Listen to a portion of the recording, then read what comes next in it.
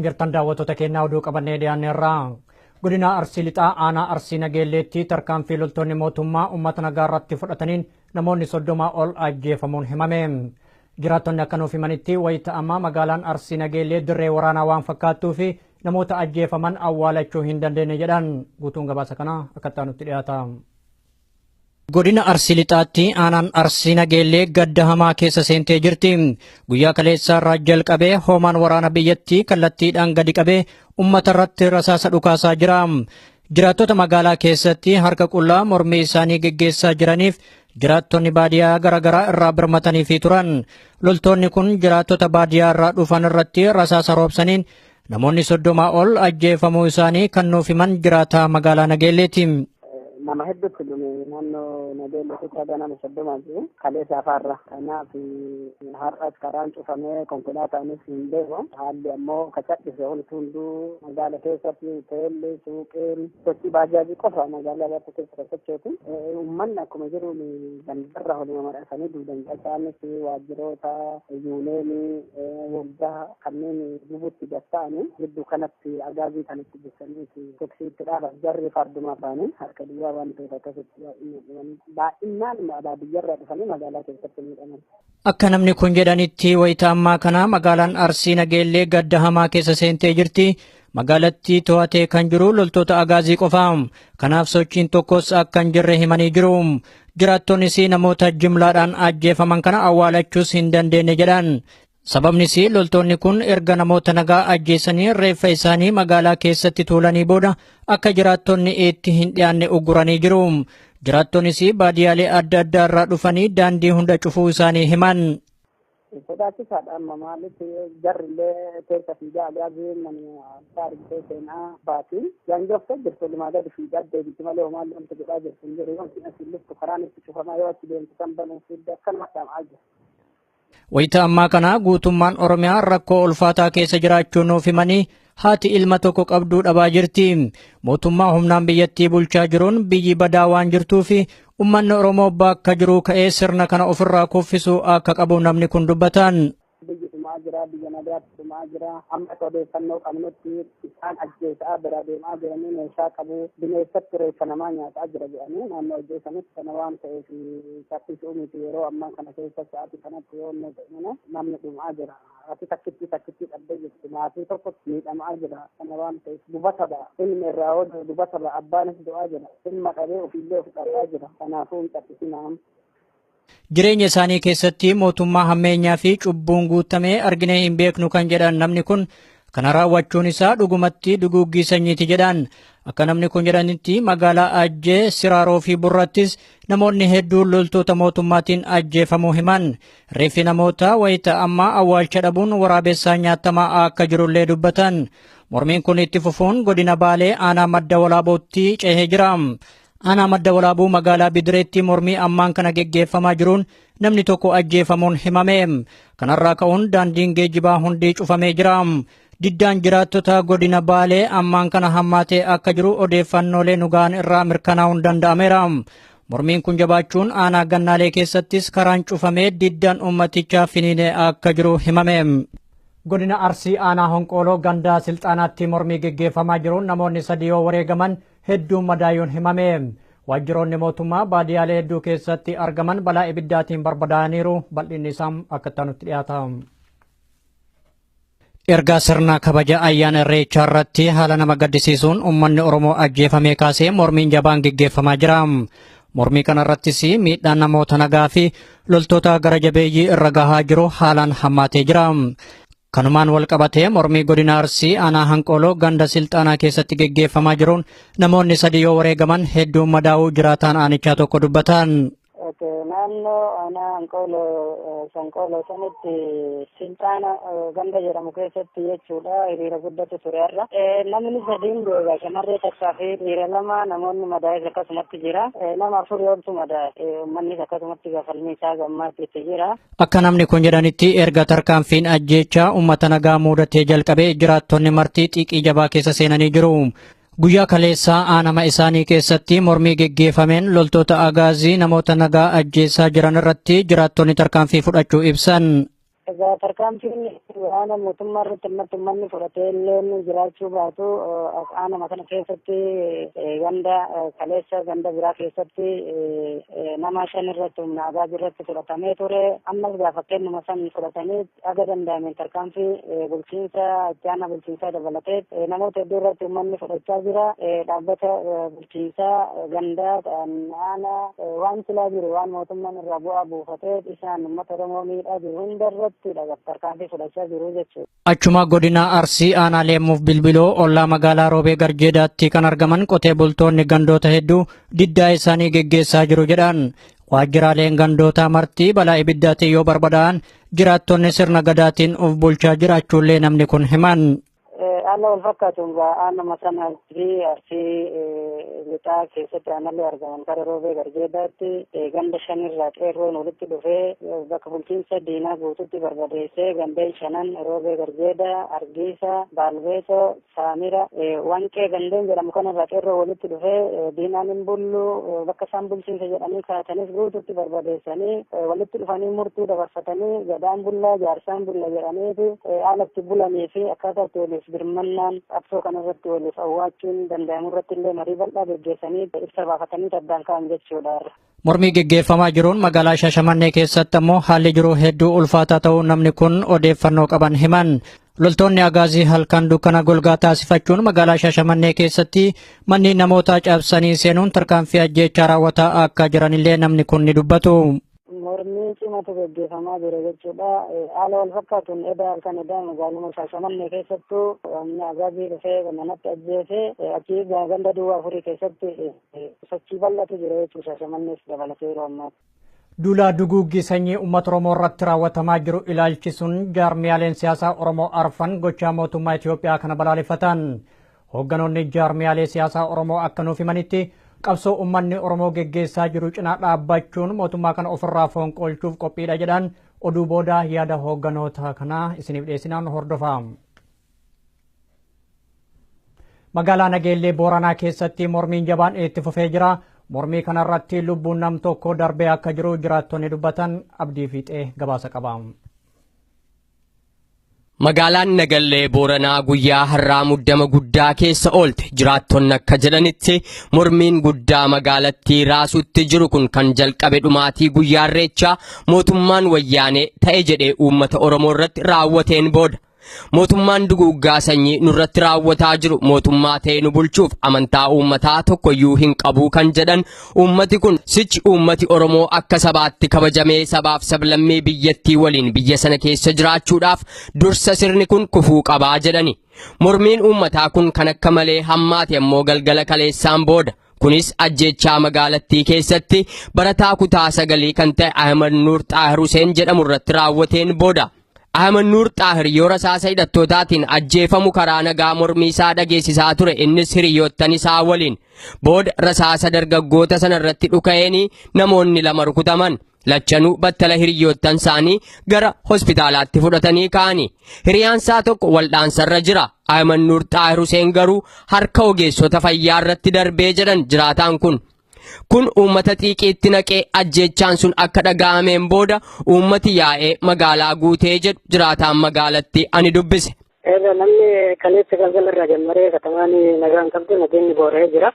Ijoolleen erguma keenya falmannaan mootummaan kun mirga keenya eegaan jiru hiriira nagaa baanee akka mirgi keenya eeggamuu jettee hiriira baate ijoolleen. Erga sirraa erga ijoolleen hiriira baatee waraan itti gadi dhiisanii waraanni marsee kaan xiyyiitiidhaan kaan uleedhaan gargari baasanii namoonni baay'een kan dhaabamanii ittisanitti hin jirani. Kaleessa galgalatti nama tokkotti dhaabamee namoonni dhaabame sun walitti kan dee'e. Ijoollee barattootaati kutaa 9 barata. Barataa kutaa 9tti ganda naannoo baadiyyaa irraa dhufee barataa jira. Hiriiruma kana keessatti argamee illee mormii gaggeessaa waan jiruuf xiyyiitiidhaan rukutame. Ittuma sana hospitaala dhaqqabee yaalamaa osoo jiru wal'aansi godhamaa fi ijoolleen keenyan jiran ijoollee Oromootiin bilbilee fi akka wal'aansi godhamuuf jenneen bilbilee ittiin osuma yaaliin godhamaa fi jiru dhimaasanni akkuma irratti harkatti hospitaala keessatti beekti hospitaala dhaqqabe. Ergasii ganama kanallee ijoolleen hiriira namni keenya akkamitti ijjeefamaa hiriira nagaa bahuudhaaf namni dirra keenya falmachuudhaaf namni akkamitti nurraa du'aa kan jettu ammallee hiriira lammataa itti deebitee ganama irraa jechuudha. tiitii rukutaa oolan keessaa namni tokko illee dhaabame Aliyyee Mahmad Diimaa jedhama. Sunis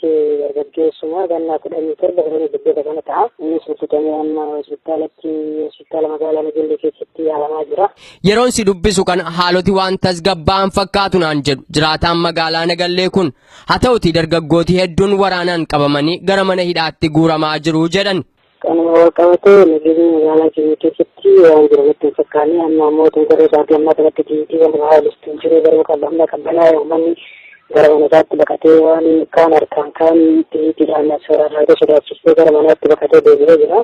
Haganuma ijoolleen barattootaa gara makiinaa sadii qabdee isaan billaadhaan kophee irraa yaaftee tuuttee akkasiin makiina irratti geessee gara mana hidhaa dabarsitee jirti keessatti akka eebbuu isaan kanan beekne biratti erguma kenna falmannaa mootummaan kanatti jennoo kennaan isaan mangistima kana bira geessanna jedhanii isaan harka qullaa ba'anii tariitii akka isaan yaadan san hin taane mangistiin hidhateetiin bahee waraanaan hawuu jammare mirga falmachuullee na'ii ta'u taa'ee yookaan tiitiidhaan isaa jechaan irra ga'u taa'ee nutis mala dhahannee jedhanii ijoolleen illee mari'achaa jiranii. Kun silaa akka qullaa ta'uu qabu akka amma danda'anii meeshaa waraana qabatanii akka isaanis meeshaa qabatanii nama lolan kanatti qabatanii loluu islaan barbaachisan yookiis ijoolleen barattoota keessuudhaan nama ganna 21 kanaa gadiiti meeshaalee qabatamaan waan hin qabneef kanamaa fi rakkatanii harka duwwaa mangistii bira dhaabbatanii namni keenya qabee nutis irraanatni harkuma qullaa kanaan dhaabbannee mirga isaanii falmannee wajjin deema kan jedhee fi harka qullaa bira dhaabbatan. Hidhannoo dhabuudha malee silaa sodaa biraa qabaachuuti hidhannoo dhabeeti malee silaa namni yoo mirga falmachuuf nama bira dhaabbate yookaan namni sun seeraan dhaabbatee mirga namaa maan rakkatan jedhee nama gaafata malee irsaasaan deebii namaa deebisuu hin ta'u. Isaanis osoo irsaasa qabaatanii gara silaa gaafii mirgaa gaafachuu dhiisanii silaa irsaasumotanii itti fufuu malan.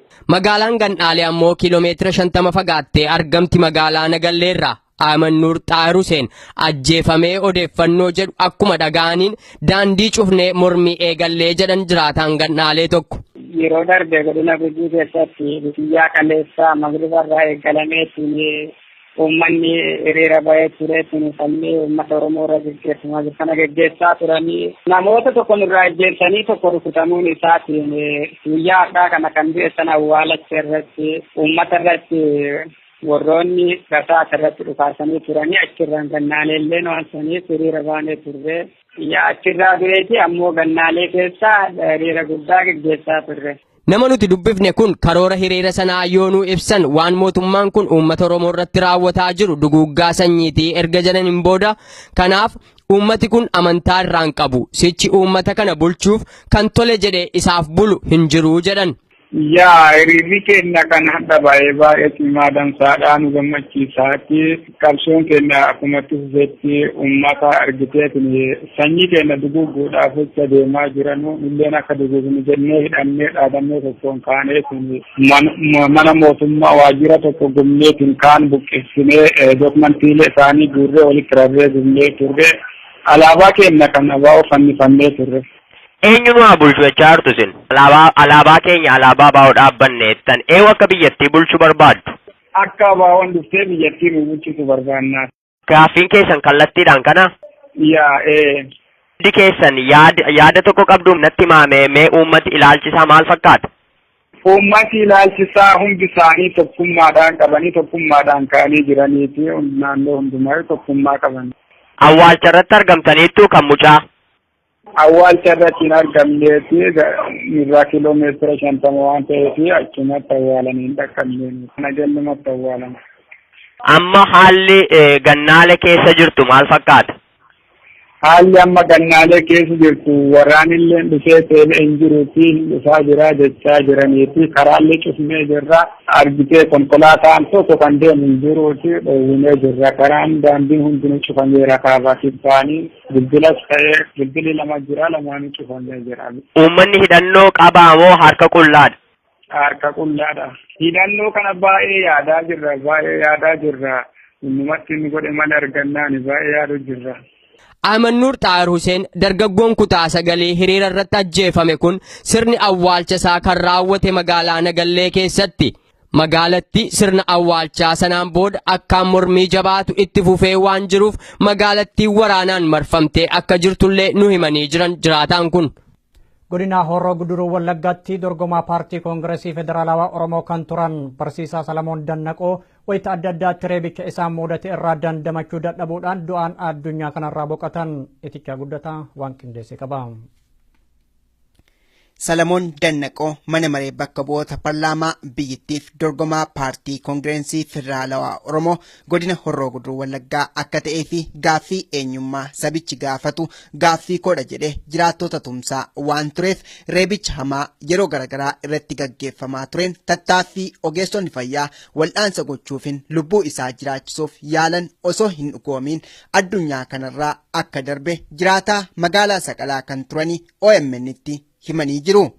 Namni kun Salamoon Dannaqoo jedhama. Yeroo baay'ee sababii paartii mormaa ta'ee dorgomaa turedhaa fi dararaan adda addaa karaa humna mootummaatiin irra gahaa ture. Amma immoo akkasitiin haalli dhukkuba qaama keessaatiin dhukkubsachaa ture. Egaa innis immoo ayyaana irreechaa irratti gocha sanyii duguuggaa gaggeeffame sanaatiin wal qabatee otoo salaalaa wanti jedhee bahuuti qaamni isaa baay'ee dadhabee ture qoricha fudhachaa ture. Isaaniif miidhame. Akka amma argisiisutti ayyaana irreechaa kan bishooftuu hin deemne eelaa dura qaama isaa keessa tureetiin qaamni isaa baay'ee dadhabeera qoricha fudhachaa qoricha walitti fufinsaan dhukkuba isaa sanaaf fudhachaa ture. Gaafa viidiyoo sanaa fi wantoota miidiyaa sooshaal miidiyaa irratti poostaan argummoo halkan fi guyyaa walitti aansee bu'aa ture. Midhaan hin nyaanne wanta tiriitmentii adda addaa hin fudhanne sababa kanarraa kan ta'e qaamni isaa dura miidhamee ture. Lubbuun isaa darbuu dandeesse jechuudha. Akka namni hin dubbisne jedhutti Salamoon karaa dimokiraasii gara aangootti dhufee biyya isaas ta'e saba isaa tajaajiluuf hojii isaa idilee barsiisummaa irraa mootummaa wayyaaneedhaan ari'amuun uummata keessa seenuudhaan sochii taasisaa kan ture goota jechuun dubbata. Kan inni jiraatu maatiin isaa bira jiraataa durallee ogeessa ogummaa barsiisummaatiin biyya isaa tajaajilaa ture. Ogummaa barsiisummaas immoo sababiima qabsoo uummata Oromoo kanaan wal qabatee ogummaa isaa jaallatu jallachiisee kallattiimaan guutummaa guutuutti taasifatti gara qabsoo uummata Oromootti karaa seera qabeessaan paartii Koongireesii Federaalawaa uummata Oromootti makamuudhaan waggaalee dheeraadhaaf kan hojjete amma immoo madda galii dhuunfaasee karaa mootummaa madda galii garbaan qabu akkasumatti kan jiraatudha maatii isaa bira. Haalli nageenyaas ta'e sochiin hawaasni dinagdee akka godina Horroo Guduruutti jiru maal fakkaata wayita jennus namni kun. Aanolee biraa jiran hin beeku malee kan naannoo Shaambuu jiru bittaa gurgurtaan hin jiru geejjibni hin jiru humnoonni tikaa fi nagaa eegsistoonni kan mootummaa jedhamu immoo konkolaataa tikaatiin kan isaan deddeebi'aa jiranidha. Baay'ee wanta bifa barsiisuutiin namni barumsaa tokkollee akka hin jirre hojiin barbaachisuu akka dhaabbatee jiru hundumtuu tajaajilli ummataa tokkollee hin jiru. Aanolee warra kaan immoo qunnamuu hin danda'amne neetwoorkiin guutummaa guutuutti hin jiru naannoo sanarraa neetwoorkiin kan bilbilaa badee jira. Salamoon umurii dargaggummaadhaan quuqqaa saba isaa onnee fi garaa isaa nyaate Oromiyaan bilisoomte qabeenyaan dachee Oromiyaa Oromoof ooluu qaba jechuun aggaammiitti osoo jiru addunyaa kanarraa boqatus dhaloonni har'a jirru duudhaa inni itti wareegamee fi tokkummaa Oromummaa cimsuun Oromiyaa walaboomte dhaloota egeree dhaachisiisuu qabna jechuunis waamicha isaa dhiyeessee jira. Godina Shawaa Bahaa aanaalee Liibaan Cuqqaallaa fi Boosat keessatti ammas diddaan uummatichaa itti fufee jira.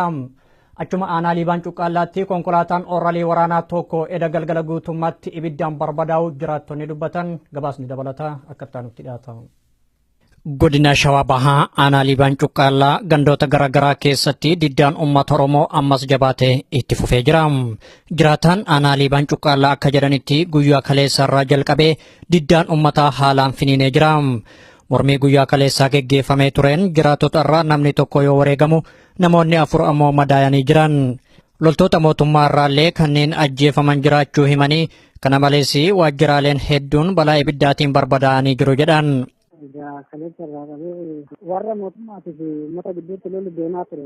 Uummanni naannoo ganda jiraat irraa aanaa Liibanitti ol dhufaa turanii aanaa Liibanii marsanii turanii egaa waraanni mootummaatis uummatatti dhufaasa banaa ture. Keessatti nama tokko jira dhahanii turanii namni fuulduree jira. Saniin booda namni immoo nama 3 poolisoota keessaa nama 3 jeeqanii turanii waajjirri poolisii maal hin gubatee hidhamtoonni yaa'anii jiru. Aanaa Daglagalaa Giddaa fi Humee Kosoorodha. warra jaarsaa dhiiban gaadillaa gandoota kanarra asii fi raagadeen ana ada'aa dirree fi bakka jirratti namni baay'een godhee fincila guddaadha jiru. Akka isaan jedhanitti gandoota hedduu keessatti ammas diddaan uummatichaa itti fufee jiraachuu ibsanii loltoonni mootummaa ammoo gamasitti bobbaafamanii turan. Mormii uummataa kanarratti tarkaanfii ajjeechaa fudhachuuf wayita loltoonni agaazii gamasitti imalaa turanitti ummatichis ofirraa qolatee jira. Loltoonni kun uummata miidhuuf deemaa osoo jiranii ummatichaan karaan yoo itti cufamu ooraalii waraanaa tokko achitti gatanii baqachuudhaaf dirqamanii jiru. Jiraattonni aarii jabaadhaan guutaman eda galgala ooraalii waraanaa loltoonni agaazii irraa baqatan guutumatti ibiddaan barbadeessuu namni kun himan. Loltoonni mootummaadhaa kalee galgala fi oraaliin lama irraa gadee bishooftu irraa gadee ergamee ture. Uummanni gidduu kajoo fi dirreetti oraalii tokko lama fitanii tokko dabarsanii oraalicha uummatatti dhukaasa kan uummanni to'annoo jala oolchee waraanni baqatee oraalichi gubateera. Haaluma wal fakkaatuun achuma godina Shawaa Bahaa aanaa Boosaat gandoota Boofaa fi Doonii jedhamutti diddaan itti fufee jira. Jiraataan aanaa Boosaat akka nuuf himanitti guyyaa kaleessa loltoonni mootummaa ooraalii waraanaa konkolaataa 20 gahan aanaa isaaniitti bobbaafamanii turan. Diddaan ummatichaa guutummaa Oromiyaatti waan geggeeffamaa jiruuf loltoonni kun haga tokko aanaa isaanii dhiisanii bakka birootti bobbaafaman. Mormii guyyaa dheengaddaa aanaa Booseet keessatti geggeeffamee tureen ammoo loltoonni agaazii 7 ajjeefamuu himan. Haalli jiru baay'ee ho'aadha. Keessaayyuu naannoo dooniitti Boofaatitti haalli jiru baay'ee ho'aadha. Kaleessa gara waraana baalii 20 kan ta'utu qubate. Isaan keessaa garuu sochiin gara biraatitti kaananii muraasni isaanii of duuba deebi'aniiru. Ijoolleenis haalli itti cimnaan xiqqoo jalaa baqattee dhokatanii jiru. Kaleessa dura garuu dheengaddarraa daareektii dhukaasa walitti bananii gara agarii 7 ajjeesaniiru. Meeshaawwan irraa booji'anii gara Boosakkanas walumaa galatti haalli jiru baay'ee ho'aadha. Akka jiraattonni kun jedhanitti guutummaan aanaalee godina Shawaa Bahaa wayita ammaa kana waan bilisoomte fakkaatti. Uummanni gootummaadhaan guutaman tokkummaadhaan loltoota gara jabeeyyii kana dura yoo dhaabbatan haalli jiru daran kan nama boonsuudha jedhan. Jiraataan aanaa Liiban Cuqqaallaa gama isaaniitiin mormii guyyaa kaleessaa geggeeffamee tureen namoonni 4 madaa'uu himanii wayita ammaa tajaajila wal'aansaa argataa jiran. Gandoota hedduu keessatti ammas diddaan uummataa babal'achuullee dubbatan. Santu egaa uummanni agarraallee faffaca'ee bosona iddoo kan jira hangallee gandoonni jiran akkuma beekamu liban jalawan gandoonni hunduu waajjira hundaa waan ta'e sana gubanii jiru. Kaana achitti uummanni alaabaa baasee alaabaa mana barumsaatii fi iddoo ta'utti dhaabee jira. Har'a immoo gandi lamaan tokko gara aanaa liibanitti dhufee waan hafe fannoo jechuuf magaalaa keessa uummata jira. Amma namni rukutamee hospitaala galee jira. Amma kaleessa rukutamee hospitaala galee hospitaalatti yaalamaa jira namni tokko. Rukutame gara nama 4tti amma hospitaala jiru. Hoomaan waraana biyyattii godina Shawaa Bahaatti bobbaafamee jiraattotaan salphinni hamaan waan isa mudateef wayita ammaa jaarsummaa kadhataa jiraachuulleen himamee jira. Bifa jaarsummaatiin uummata harkatti deebifatanii booda miidhaa hamaa dhaqqabsiisuuf waan karoorfataniif ummatichis jaarsummaa kana diduu isaanii kan nuuf himan jiraataa aanaa Boosaat. Naannoo sana waraanni qubatee waan akka jaarsummaa kana kaasaa jiru. Uummanni jalqabumaayyuu diddaa qaba waan ta'eef dirqamaan jaarsolii warreen gurguddaa kana guursisanii hin araarannaa waan akkasii kana kaasaa jiru. Didaniiru bosona jiru amma ijoolleen humna isaaniitti ol waan ta'eef haalichi ijoolleen amma dhokatanii jiru. Mormiin uummata aanaalee akka Dugdaa, Baatuu fi magaalaawwan hedduu keessatti geggeeffamaa jira. Oduma walqabateen Yuunivarsiitii Arbaa Minci keessattis mormiin itti fufee jira. Barattoonni Yuunivarsiitii Arbaa Minci waliin ta'uun duguuggiin sanyii uummata Oromoo irratti geggeeffamaa jiru dhaabbachuu qaba jechuun kan isaan mormii geggeessaa jiran. Duguuggiin sanyii uummata Oromoo ayyaana Irreechaa irratti mootummaa gara jabeessaan raawwatame kan yoomuu dagatamu miti. Ammas ajjeechaa gara jabeennaa uummata nagaa irratti geggeessaa jiraachuun beekamee jira. Godina Qeellam Wallaggaa aanaa Anfilloo keessatti mormii cimaa geggeeffamaa jiruun qabeenyi mootummaa hedduun barbadaa'ee jira. Daandiileen martii cufamuu jiraattonni dubbatan gabaasa dabalataaf itichaa guddata. Dargaggoon aanaa Anfilloo yommuu dubbatu sochii uummanni naannoo keenyaa taasisaa jiruun galmeewwanii fi waajjiraaleen mootummaa wayyaanee mancaasuudhaan gootummaan naannoo isaanii bilisa baasaniiru jechuun dubbata. naannoo ganda suddiitti waajjirri mootummaa kan gandaa jechuudha gubatee dookumentii achi keessa jiru waajjiricha keessa jiru hundi isaa gadi bu'ee gubatee jira. Kanumaa wal qabatee alaabaan mootummaa paartii garbeenfataa kanaa achitti gubatee gatamee alaabaan adda bilisummaa Oromoo gandicha keessatti bakka mana jiraattotaa gidduutti fannifamee ol dhaabbatee jira. Aanaalee godinichaa iddoowwan garaagaraatti mormii gaggeeffamaa jiruun injifannoowwan jajjaboon galmaa'ee jiraachuu kan himu qeerroon aanaa Anfilloo kun ammas sochiin kun bifa wal fakkaatuun Oromiyaa bal'oo keessatti finiinuu qaba jechuun bakkeewwan callisanii sochii kana ilaalanis komachuun dubbateera.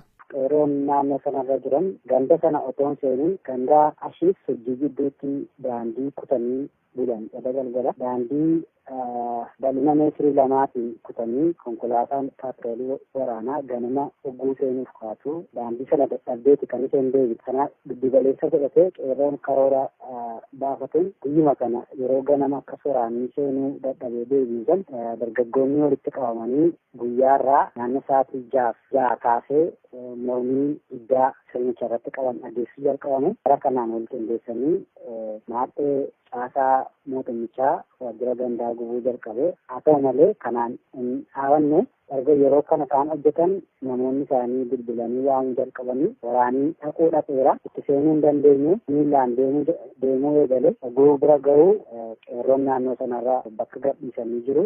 Akkasumaan waraana isaa rasaasa bal'inaan dhokaase rasaasni dhokaase garuu nama tokko hin argamne.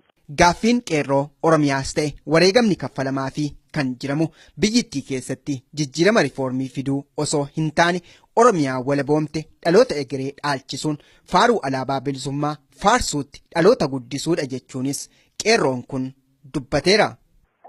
Naannoo kana aanaa Sayyoo fi Anfilloo gidduutti naannoo ganda Alamsillaasee jedhamtutti sochiin gubiinsa caasaa mootummichaa waajjira gandaa har'uma gaggeeffamee ture. Waraana naannoo magaalaa aanaa Anfilloo magaalaa Muggiirraa itti geessuudhaan dhukaasitti bananii naannoon nama lamaan tokko miidhameera jedhameeti kan haasa'amaa jiru. Akka waliigalaatti garuu sochiin naannoo godina Qellem Wallaggaa keessa jiru haalaan uummanni nuffii sirnichaarraa qabuun mormiisaa gama danda'u konkolaataa dhaabuun mana cufachuun mana daldalaa kamiin walitti gurguruun geggeessu sochichi qaama biroo qeerroodhaan alatti qaama itti deeggaramu dhabus qeerroon naannoo kanaa wal dubbisuudhaan sirna kana amma xumuraan ga'utti hundeedhaan tokkolchutti dandeettii qabu hundumaatiin socho'aa akka jirudha kan walirraa hubachaa jirus kan argamaa jirus. Gocha kana immoo fiixaan baasu karoora dhuunfaa kan naannoo kanarra aanaa irratti qabatamee ittiin hojjetamaa jiru karoora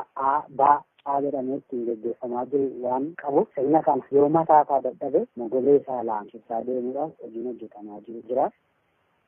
Haaluma wal fakkaatuun godina Wallagga Lixaa magaalaa Gimbii keessatti illee mormiin guddaan gaggeeffamuun injifannoowwan jajjaboon galmaa'atti akka jiranis maddeen keenya OMN'tti himaniiru. Haaluma wal fakkaatuun godina Arsii Lixaa aanaa Dodolaatti waajjiraaleen siyaasaa mootummaan dhimma itti bahuun uummata miidhaa jiru guutumaan guutuutti barbadaa'uun himame dabalata kanaaf itichaa guddataa.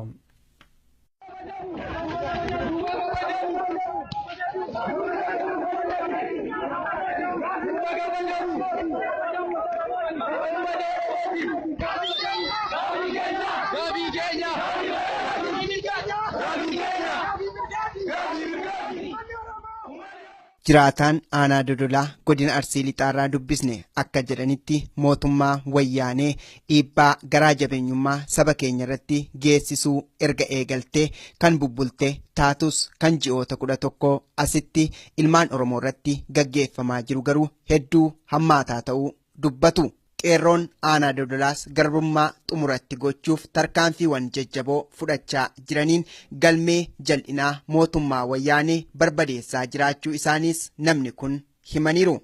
Dodola Arsii Lixaa Dodola keessa wanti jiru qeerroon gurmaa'ee bifa gurmaa'een waajjiraalee ganda keessa jiran ka'aanaa keessa jiran waajjiraalee buufata isaanii ka ta'an hunda isaanii barbadeessanii sa'aatii ammaa kanatti barbadaa'ee jira waan bu'uuraalee misoomaa ka ummata fayyadu waan hin ta'in buufanni isaanii hundisaa guutuutti barbadaa'ee jira. Ammas qeerroon tarkaanfii fudhatee caasaa aanaa keenya keessa jiru irraa meeshaa waraanaa ka ta'e akka fakkeenyaatti ganda Baabboo Haraa jedhamutti yeroo jalqabaatiif jalqabanii meeshaa 8 guyyaa dheengaddaa halkan jechuudha hiikanii halkan edaa isaan sun ammoo meeshaa 7 hidhataa gandaa irraa hiikanii sa'aatii ammaa kana qeerroon fudhatee nama 15 bosona ta'anii qeerroon kun karaa isaan irraa cufee isaan bosona jiru irraa dallaa ta'ee sa'aatii ammaa kanatti akkasi jira. Inni kun muuxannoo gandoota biraatiifis ta'ee gandoonni itti aanan ka ollaa kan jiran jechuudha. Akka qeerroo kanaatti itti tankaarfatanii meeshaa caasaa gandaa harka jiru hunda isaanii to'atanii haga guyyaa har'aatti kaafellee itti qabatanii meeshaan hundi isaa akka aanaa dodolaatti harka qeerroo galee akka jedhuu fi waan kana hojjetaa jiran sa'aatii ammaa kana. Namni kun itti fufuun qeerroon aanaa dodolaa jiraattota waliin waadaa fi kakuu oromummaa waliif galuudhaan bilisummaa sabichaa dhugoomsuu irratti waan guddaa dalagaa jiru erga jiraniin booda hojii fakkeenyummaa kun iddoo hundatti bal'achuu qaba jechuunis dhaamaniiru. Akkuma Arsii Lixaatittuuyyuu godinni hafee hin jiru waan jiru natti hin fakkaatu. Muuxannoon kunillee walumarraa daddarbaa jira. Sa'aatii ammaa kana aanaa hunda isaa irratti namni du'in hin jiru. Namni madaayin hin jiru. Yoo xiqqaate aanaan akka aanaatiin jechu nama 10 ol haga 100 ka du'etu jira ka jedhan informeeshinii qaba. Gara fakkeenyaaf akka Siraaroo akka Kofalee Qoree sa'aatii ammaa kanaayyuu kunoo aanaa Warqaa fi aanaa Nansaboo kan Warqaa ka jedhamutu jira. Aanaa Warqaatii fi aanaa Kokkossaa irra dhukaasa hamatu jira. Nama hedduu du'aa jira jedhan ummanni aanaa dodolaatii fi aanaa kokkossaa sa'aatii ammaa kana daandii itti baanii irraa cufuun dirmatanii fi akka karaan tarree dhoorgaa jiran akka aanota godina Arsii Lixaa keessa jiraniitti akkanatti hojjetaa jiran haga Daabbaa Hasaasa hundi isaa bifa wal fakkaatuun odoo garaagarummaan qabne kakatanii naqatanii akka seera Arsiitti jechuudha akka ammallee aadaa Oromootti akka tokkoon ta'anii sochii hammana hin jedhamne irra jiran. Guutummaa godina Arsii Lixaa keessattis ta'e kutaalee Oromiyaa bal'oo keessa haala jiru irratti namoota waliin waliif bilbilaatti jirra. Nageenyaaf tasgabbiin amansiisaan hin jiru. Wal dhabdee hidhaa reebichaa fi ajjeechaatu dachee Oromiyaa haguugee jiraachuus dubbataniiru. Sa'aatii ammaatti rakkoo wanti nu qabnu guddaan rakkoon keenya guddaan meeshaa kana akka keenyaan booji'anneerra fudhannee harka keenya galfanneerra qeerroon godina Arsii Lixaa meeshaa kanarraa rasaasan qabnu ammas meeshaan qabnu meeshaan hanni jiru kun gahaa miti wanti gargaaramuu nu qabu yoo jiraate gama keessaniin akka nu qarqaartan waan jedhu ergaa dabarfata ummanni jechuun waan tokko namni nuu dawwalaa walii dawwalaa namoota naannoo san jiraniin sa'aatii ammaa kana waraanumatu kallattiin walit jira ummataa fi wayyaanee jidduutti namni dhumaa jira kallattii waraanuma walitti bananii akkasitti deemaa jiran waan jedhutu nun dhageenye. Qeerroon meeshaalee waraanaa tokkos jala deemtoota wayyaanee fi loltoota agaazii irraa booji'aatti haa jiraatan malee meeshaa arganne kanaaf rasaasa hin qabnu. Kanaaf immoo warreen biyya alaa jiraatan irraa tumsa guddaa barbaannas jedhaniiru. Dhuma irrattis karaa nageenyaan fincila taasisaa turreen Oromoon eenyu akka ta'e wayyaanee amansiisuu bira darbinee addunyaa afaan qabsiisnee jirra. Amma garuu Oromiyaa bilisoomte ijaaruudhaaf namoonni biyya keessaa fi alaa jirru tokkummaa'uudhaan wal cinaa hiriiruun qabsoo keenya humna waraanaan deeggaruun murteessaadha jechuun jiraataan aanaa dodolaa godina Arsii Lixaa OMN'tti himanii jiru. Haala wayita ammaa biyyattiin keessa jirtu kallattii biraa qabsiisuuf shira mootummaan uumeen magaalaan Diillaa muddama jabaa keessa jiraachuun himame abdii fiixee akka taanutti dhiyeessa. Nama nuti argannee dubbifnee barataa yuunivarsiitii Diillaati. Barattooti hedduun haalli yeroo biyyattiin keessa jirtu waan baay'ee isaan yaaddesseef jecha mooraa seenaan jiranii jedha barataan kun. Haalli jiru akkaan baay'ee yaaddessaadha. Mootummaan gaaffii uummataa gara dabarsuuf rakkoolee adda addaa uumaatti jira. Akka barataan kun jedhutti rakkoon guyyaa har'aa magaalaa inni jiru Diillaa keessatti uumames shiruma mootummaan kun uume keessaa tokko. Haalichi dhimma lafaan wal qabataa jedha. Innis lafa yeroo dheeraaf guraagota harka ture deebisanii uummata geedoof murteessanii haala amma biyyattii keessatti deemaa jiru kallattii biraatti akeekuuf amma immoo deebisanii lafuma sana fuudhanii guraagotaaf murteessanii jedha.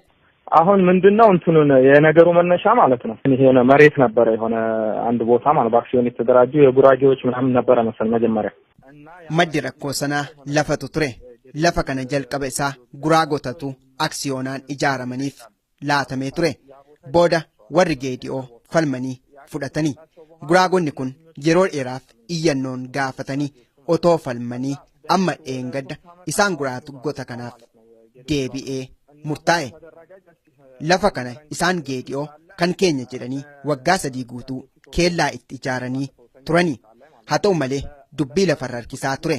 Mootummaan haala yeroo keessa gugatee wal dhabdee uummattoota jidduutti uumuuf deebisee yeroo kana keessatti murteesse. Rakkoon har'aa kun achirraa jalqabe. Barataan kun akka jedhutti erga murtoon kun dhaga'amee guyyaa 3 ta'eera. Erga guyyaa 3 as manneen daldalaa cufamanii har'a immoo bor uummati walirratti ka'a jedhanii sodaa guddaa keessa ture uummati kunii jedha. እሱ ምንድን ነበር ረብሻ ያነሳሉ ተብሎ ተጠርጥሮ ሱቆች ተዘጉ። ሁሉም ሱቁን ዘግቶ በተጠንቀቅ እየጠበቀ ነበር። ችግር ይፈጠራል ስፔሻሊ ይሄ መጤው ማለት ነው። jeequmsa kaasu jedhamee waan dursa sodaatameef guyyaa 3 dura kan manneen daldalaa hundi cufamanii namni manatti galee taa'uu jalqabe. Keessumaa namoonni bakka biraa irraa dhaqanii diillaa keessa jiraatantu sodaa guddaa keessa jira. Akkan dhaga'etti kaleessa konkolaataan gubateeraa jedhani. Amma maaltu jira sitti fakkaate? Mootummaan uummata kana walitti buusuu barbaada. Fakkeenyaaf nuti mana nurratti gubu jennee sodaa guddaa keessa jirra. Uummatatti qabanii qawwee dhukaasu. Poolisoota otoo hin ta'in guraagotaa fi warra silxeetu rasaasa dhukaasaa jira. Barataan kun itti dabaluunis yeroo ammaa kana uummati rakkoo gosummaa tokkoyyuu hin qabu. Hojii mootummaatti dammaqee jira waan ta'eef garuu kashlabboota karaa dura jiraataniif maallaqa laatee manneen namaa gubsiisaa manneen daldalaa saamsisaa jira mootummaanii jedha. ለዛ መሬት ተጠቃሚ የሆኑ ውስን ሰዎች ናቸው። ምንድነው አሁን ያደረጉት? ሰርቶ ወላ ቦዘኔዎቹ ምናምን ነው ያሰባሰቡት። ገብተዋል እንትን ሳይሆን ቦዘኔው ምናምን ነው በጣም እንትን ለመዝረፍ ምናምን ቤት እያቃጠለ ራሱ አሁን መናኸሪያ አካባቢ ሱቆች ተቃጥለዋል። ያው አሁንም ጫጫታ ነው የምትሰማው። ጫጫታ ነው እንዳለ ሁለቱን አጋይቶ ያው አቅጣጫ ለማስቀየር ነው የታወቀ ነው። ሆን ተብሎ የተደረገ ነው። ሁሉም ያውቃል። በቃ ሆን ተብሎ በዚህ ሰዓት እንዴት ይወሰናል? አገር ችግር ላይ በሆነበት እንዴት ይወሰናል እያለ ነው ሁሉም ማለት ነው። yeroon kun yeroo itti lafarratti wal dhabnu otoo hin taane yerootti gaaffii uummati hundi gaafataa jiru cina hiriirree lubbuu namootaa isa badaa jiruuf tokko taane falmannu ta'uu qaba ture jedha. Lafa jennu kanarra lubbuun jiraannee itti dhimma ba'uu keenya hin beeknu.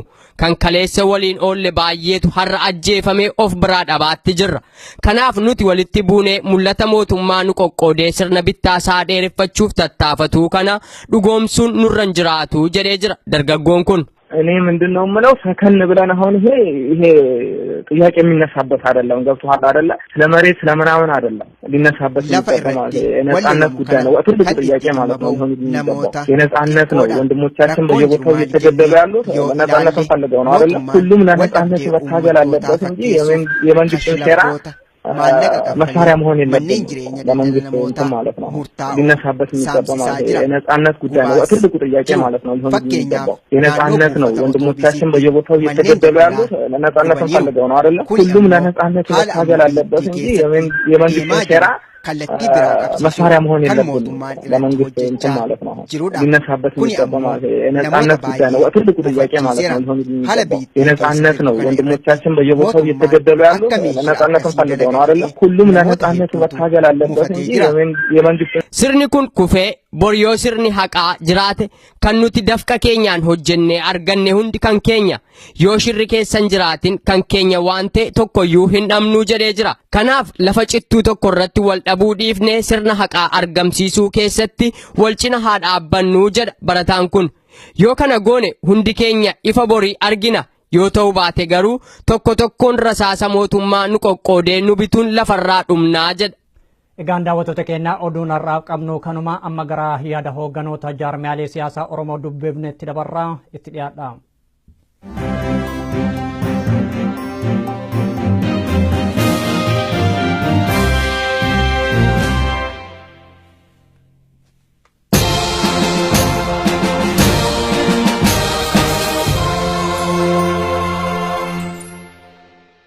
Tole obbo Leencoo yeroo ammaa kana keessumattuu erga onkololeessa 2 bara 2016 irreecha horaa sadii irratti tarkaanfiin ajjeechaa uummata Oromoo mudatee as haalli jiru Oromiyaa keessatti matumaa jabaatee jira. Mee kana isin akka dhaaba keessaniitti akkamitti ilaaltu? Haalli kun garamitti deemamaa jira? Jechuun qabsoon uummata Oromoo sadarkaa haaraa sadarkaa kanaan dura hin dhagahamin hin beekin hin abjootamin seenuusaa mul'isaa uummanni Oromoo walgahii inni aadaa isaatiif qabaate sirna inni aadaarraa horate irratti humni mootummaa bulchu dhufee fayyadamuu carraaqnaan ittiin fayyadamtani kun cubbuudha jedhee fincilee diduu sanarraa mootummaan dhukaasa uummata keenya rabbanee lubbuun namoota Oromoo dhibbootaan lakkaa'amanii galaafatamee kuni qabsoo uummanni Oromoo mirga isaatiif godhu keessatti boqonnaa haaraa banee jira. Ammaan booda uummanni Oromoo of duuba deebi'uu hin danda'u,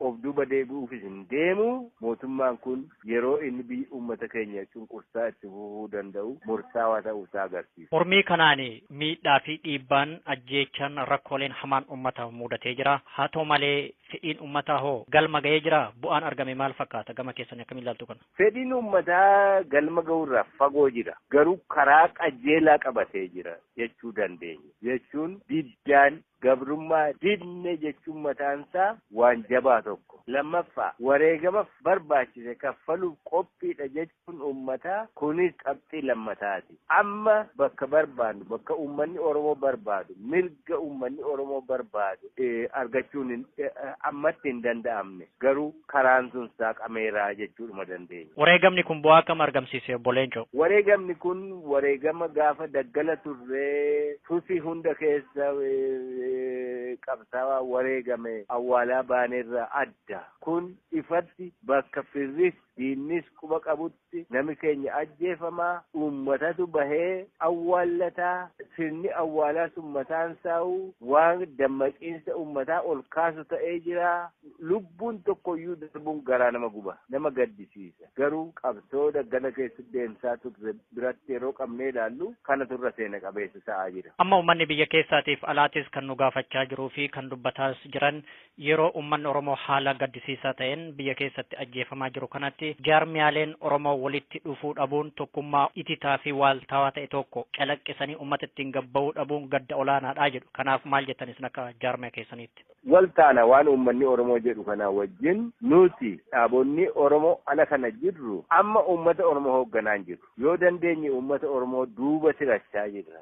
Akkasis ta'ee falammii xixiqqoodhaan wal gaadinee sanaan wal hamannee walirratti morkaa ooluurra yoo xiqqaate afaan tokkoon humnoota alaa dubbisuu yoo xiqqaate afaan tokkoon uummata Oromootiin jabaadhu jechuu irra barbaachisaadha. Gama keenyaan irratti hojjennaa rakkina tokkollee hin qabne barbaachisaadha jennee atabaana sana. Pirezidaantii Adda Dimokiraatawaa Oromoo obbo Leencoo Lataa ibsanaa kennitaniif galatooma. Galatoomi nagaan. Obbo Abbaa Nagaa jaarraa duraan dursee ibsanaa kennuuf yamamaa ta'uu keessan galatooma jecha mee haala yeroo ammaa kana Oromiyaa keessa geggeeffamaa jiru keessumattuu duula sanyii duguuggii irreecha irratti raawwatame as haalli Oromiyaa keessaa haalaan yaaddeessaa fi rakkisaa ta'ee jira. Kana akkamitti ilaaltu akka jaarmaa keessanittoo maal gochaa jirtu gama keessaniin? Kuni gadda guddaadha. Wanni irraa hubannu warri irraa xiinxallu uummanni Oromoo miliyoonni 40 odoo bakka takkatti argattu taate waayyan mana tokkotti osoo argattu taate ibiddaan qabu ibiddatti qabdee gubuu isaanii irraa hubannaa. Kuni diina guddaadha. Waan hamatu dalagamaa tures waan hamatu dalagamaa jira. Ammallee immoo guyyaa irreessaa qofa osoo hin ta'in uummata keenya mana manatti daa'ima dubartii irra deemtee irra saasaan gataa jirti. Kan namni dhagee fi kan namni hin dhageenye illee kuni gadda guddaadha. Uummata keenya immoo balaa isa mudatte kanaaf gaddaan yaadannaa warra immoo maatiin irraa lubbuu dhabde lubbuun ishee irraa dabarte maatii adda hafte jajjabinna hawwinaa fi nu kana diinummaa irratti ilaalla. Kara keenyaan gaafii immoo ati na gaafattee fi nuti akka jaarmatti amma wanni godhaa jirru wanni godhus barbaannu wanni uummata keenya illee dhaamuu barbaannu amma wanni tokkollee hin jiru nama tokkolleedhaan jaarmadii fi ilmi Oromoo gumaa kana baasuudhaaf waan dur haasa'uun hunda lafa keenyee uummata keenya hidhachiisuudha. Akka jaarmattis nu kana godhaa jirra kana tattaafataa jirra diina uummata keenya fixee fi ilaalcha biraan qabnu nuti diina qawween gabbartuu wanni nu gataa jiran qawwee waan taateef hidhachiisuu qabna hidhatus qabna ummanni keenyalleen akka wal hidhachiisu barbaanna wanni hundi bilisummaan booda jennee dalagatuun baratuun bilisummaan booda ta'uu isaa ummanni keenyatti amanee diina kanarratti fuula deeffatee harkaanfi isaan nutti fudhatanii ummanni keenya harka qullaa'uu cabsaa jira qawwee dabalannee diina kana ofirraa kaasuudhaan wanni akeekni qabnus yaadni qabnus kana. Akkama beekamutti irreecha irratti yoo xiqqaate namoonni 700 ol mootummaa kanaan akka ajjeefamanii fi akkasumas achi asittis rakkooleen hammeenyaa uummata mudataa jira. Ajjeechaan kun yeroo gara yerootti tuffee jira. Kun sadarkaa addunyaatti akkamitti ilaalama? Kun sadarkaa addunyaatti yakka jaarraa 20ffaa keessa ta'e jechuu dandeenya. Gadaanis akkasitti ilaallaa kun yakka mootinuu addunyaalletti beeytonni keenya hayyoonni keenya dhiheessitee iyyatuu nuu qabdu keessaa isa tokko kuni yakka jennee fudhannaa jechuudha. Gara keenyaan kun yakka hiriyaa hin qabne ka akka jettee ibsitu hin qabne ta'uu isatti amannaa jechuudha. Uummanni keenya ka irreessatti qofaa miti. Oromiyaa gubbaatti mana hidhatti ka ibiddaan gubaa turtee fi ka ammas gataa jirtu miliyoonaan lakkaawamaa jechuudha. 600 miti. 1,000 miti. Uummata miliyoonaan lakkaawamutu jara kanaan gubataa jira. Kun yakka guddaadha. Tolee ulfaadhaa ibsanaa kennitaniif. Tolee galatoomaa isinillee. Haala amma keessattuu Oromiyaa keessa geggeeffamaa jiru keessattuu irreecha asitti rakkooleen gurguddaan haalaan uummata mudataa jira. Kanarratti mee ejjannoon jaarmiyaa keessaniitii fi haalli ammaan kan isin gochaa jirtan maal fakkaata? Ibsa kana isinirraa barbaade Jeneraal Kamaal. Sochiin uummataa kun miila mootummaadhaa Oromiyaa keessatti ciree jira jechuun hin danda'amu. Akkas ilaalla bulchiinsa gandaa, bulchiinsa aanaa, isa aanaa fi ganda keessa faca'ee jiru maqaan soomaatiin basaasa uummata keessa facaasanii jiru. Kun waliigala humna dhabee jira jechuudha. Sadarkaa uummata ittiin to'anne irra ga'ee jira. Akkuma duraan kaasaa turre humna kana humna uummatatti dhiyaatee gurra diinaa ija diinaa ta'ee diinni murteessuu fi bu'uura ka ta'e isa kana kun immoo akka amma qabatamaan agarrutti uummata keessatti hojii isaa guddaa deemaa hin jiru. Garuu immoo hin jiran jechuun nuti ammallee warroonni kennanii diinaaf hojjetan warroonni ammallee uummata keenya keessa ta'anii waan uummanni keenya yaadu waan uummanni keenya godhuuf deemu akka gurra diinaatiin ga'anii jiru. Kanaaf uummanni ammallee bakki irratti dura xiyyeeffachuu qabu isa kana ka jedhu ilaallaa jechuudha. Sochii ammaa godhame keessa wareegama malee bilisummaan hin dhuftu. Wareegamni godhamaa jiru immoo humna hidhatee humna hidhanne gidduutti ta'aa jira. Humni hidhate kun ka fedhe haa dhukaasu. Ormoon ajjechaan mootummaarra gahaa jiruu fi uummata keenya gahaa jiru. Hamilee uummataa hunda ol kaasaa jira jechuudha. Kun immoo qabsoo itti aanuuf uummata keenya jabeessaa jira. Kanaaf wanti guddaan nuti agarre naannootti sochiin kana dura diddaan kana dura godhamu Oromoon tokko ta'u murtee inni qabu ayyaana irreessaa irratti diinni kun qopheessa irratti bahee agarsiisaa ture. Uummanni immoo diinni kun akka rakkoo keessa uummata kana seensifne waltajjiin sun akka aadaa Oromootti akka xumuramu karaa nagaatiin gaafataa ture. Kana hunda odoo gaafatan mootummaan kan hunda didee humna waraanaatiin uummata marsee taankiidhaan xiyyaaraan adda isaatiin uummata marsee uummata lubbuinsa sababa mootummaan uume kanaan ol buusu uummatee jira. Wareegamni barbaachisaan taate kennamee jira. Murannoo fi jabina ofii jibbaansa mootummaa kanarraa qabutti gabbummaa isa jiru ibsatee jira. Asirratti ejjennoon dhaaba keessanii maal fakkaata? Akka jarmaa keenyaatti ilaallu uleen mootummaadhaa akka xumuraa humna waraanaati. Isaan jira humna waraanaallee amma baadiyyaa keessa uummata bira dhaabbachuu dadhabee tarkaanfii fudhatuun illee uummata to'achuu dadhabee kun karaa cifaa kun bilbila higgaa kun waajjira isaanii balleessaa kun qabeenya mootummaa kanaa buqqisaa kun basaasota isaa buqqisaa kanaaf dhaabbachuu dadhabnaan amma naannoo magaalaa irratti akka hundaa'ee waan mootummaatu dhaabbatu ajaja kennee jira jechuudha. Mootummaan kun hundatti achirraa ka'ee bobbaa godhaa jechuudha. Kana jechuun maali? Sochii uummanni godhaa jiruun uummanni naannoo isaatiif dirree isa keessa jiru bilisoomsaa jira jechuudha. Kanaaf qabsoon kun guddina agarsiisaa deemaa jira. Guddinni kun immoo itti fufuu kan qabu amma qabsoo uummataa kana gara humnaatitti tarkaanfachiisuu barbaachisa. Jarmeenni kenna immoo kan haasaa ofiitiin illee uummata keessa jira. Uummata keessa hojjetaa kan miidiyaan addunyaa argaa jiru kan dhagayaa jiru wanta isaa qabu jechuudha. Kallachi oromummaa hojjetaa haasaa sadarkaa zoonilee oromiyaa hunda keessatti gadi dhaabbatee humna uummata kana bira dhaabbachuu danda'ullee gadi bu'uursee jalqabbii gaariirra jira. Kun hawaasni nu hubatee dhaaba keenya wajjin sochiin nu godhaa jiru. Miidiyaan keessanis miidiyaan addunyaa hundumtuu waan uummata addunyaatti himee jechuudha. Kanaaf miseensota keenya deeggaraa keenya uummata keenya kanaan galateeffachuu barbaannaa. Wareegamni jiru kun mallattoo bilisoomuuf walaboomuu keenya dhiyaachuudha agarsiisaa kan jiru ta'uu diinni abdii kutachaa kan jiru ta'uu amma jarmeenni keenya qaamaan keessatti argamee jira. Humna illee hooggansa odoolatiin uummata keenya keessatti argamee hojjechuudhaaf qophii qabaa. Qophii isaallee xumuratee jira. Kanaaf uummanni keenya jabina amma agarsiise kana daran mootummaa kana hafuura fixee akka amma jirutti itti fuufee hafuura isaa akka xumuraa dhaabuu qabnaa akka jedhu laallaa jechuudha akka jarmaati. Dhumarratti dhaamsi isin waraana mootummaa Itoophiyaa keessatti tajaajila kennan keessattuu dhalattoota Oromootiif qabdan maal fakkaata Jeneraal Kamaal? Waraanni mootummaadha kana durallee dhugaa dubbachuudhaaf anillee waraana san keessaa qabsotti bahee waraana san keessatti jaallan olii hojjechaa ture hedduu kumaatama har'allee achi jiranii isaanillee hojiitti jiru qophiitti jiru yeroo garaagaraa amma za'aan ta'ee jira uummata keenya bira dhaabban za'aan waan murteeffannee fi irratti wal quba qabnu sun hojiirra ooluu qabu amma kanaaf uummata keenyatti dhukaasuu fi uummata keenya fagoo dhaabbatanii ilaaluu fi yeroo uummata keenyatti birmatanii ka jedhu sadarkaa tokkoffaarratti kun murteessaadha sadarkaa lammaffaarratti uummata fi miidhuu fakkeenya poolisii oromiyaadhaa fudhachuun barbaachisaadha ayyaana irratti illee poolisii oromiyaa akka ta'e harka irra qabatee jira galateeffatamuu qaba tarkaanfii fudhatamurraa qobanii warra uummata bira dhaabbatanii warra uummata biqilchiisanillee jiru tuniseenaan isaan yaadata kanaaf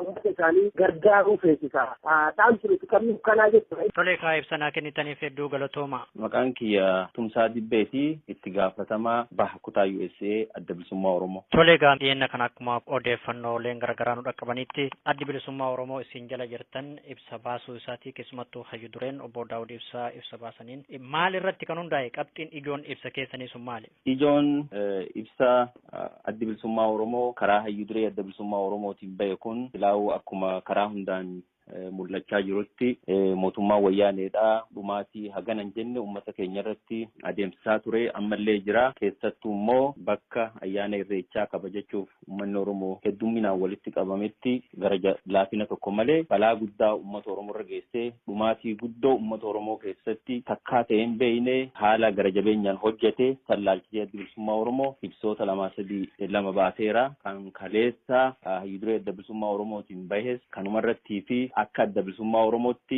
qabsoon tun kan amma dhiyeenya kanatti jalqabde osoo hin taane yeroota dheeraadhaaf finciloonni biyya keessatti deemaa turan hundinuu qindoomina kan hojjetamaa turee fi waan kana keessatti qoonni adda bilisummaa Oromoo guddaa ta'uudha fi sabboononni mootummaa kana keessa jiranis qooda guddaa akka waan kana keessaa qabanii fi uummanni Oromoo illeen har'arraa jalqabee qooda sabboontonni mootummaa kana keessa jiraatanii qabsoo tana bira dhaabbachaa turanii fi jiran akka uummanni Oromoo illeen quba qabaatee maatii isaaniitiifis eegumsa barbaachisu qabeenya irrattis akkasumatti sabaaf sablammoota Oromiyaa keessa qubatanis akka kunuunsa barbaachisu hunda godhanii yaadamee kan labsamee jechuudha. Mee asumarratti keessumattuu mormiin guutummaa Oromiyaa keessatti erga geggeeffamee ji'oota 12 kana jechuun waggaa gahee jira. Haga ammaatti dhaabni keessan addi bilisummaa Oromoo ji'oota 12 kana keessatti mormii uummataa kana bira dhaabbachuus ta'e deeggaruu bira wal qabateeti haga ammaatti qabatamatti wanti jaarmeeni keessan dalage maaltu jira? Fincilli deemu kun fincila uummataati. Fincila uummataa kana keessatti caasan adda bilisummaa Oromoodha. Bal'inaan biyya keessatti hojjettu qeeroo bilisummaa Oromoodha waliin ta'uudhaan fincila kana qindeessuu sochoosuudhaa fi milkiilee haga ammaa argamte kana hunda keessattuu qooda guddaa qaba uummata Oromootiin waliin jechuudha. Kana yoo jennu akkanumatti waan jennu osoo hin taane waan uummanni Oromoodhaa ka biyya keessa jiru beeku ifaa ifatti jechuudha. Qeeroon bilisummaadha Oromootis beeytu qindoomina cimaadhaan tartiiban taakka 2-3 jedhamee lafa kaamee waan hojjetamaa as ga'e akkuma hayyu dureen jeetti nagayaa fi istirateejii qabsoodhaa garagaraatiif wanni kun haga ammatti osoo labsamee karaa adda bilisummaa Oromootiin hin bahin amma ga'ee jira. Amma garuu yeroon isaa ta'uudha fi gaaffii karaa adda addaatiin dhuftu biyya keessaa fi alaan dhuftuun wanni kun kaleessa hayyu duree adda bilisummaa Oromootiin labsamuu bira gahamee jechuudha. Tolee obbo Tumsaa ibsanaa kennitaniif galatooma. Isinillee fayyaa argadha.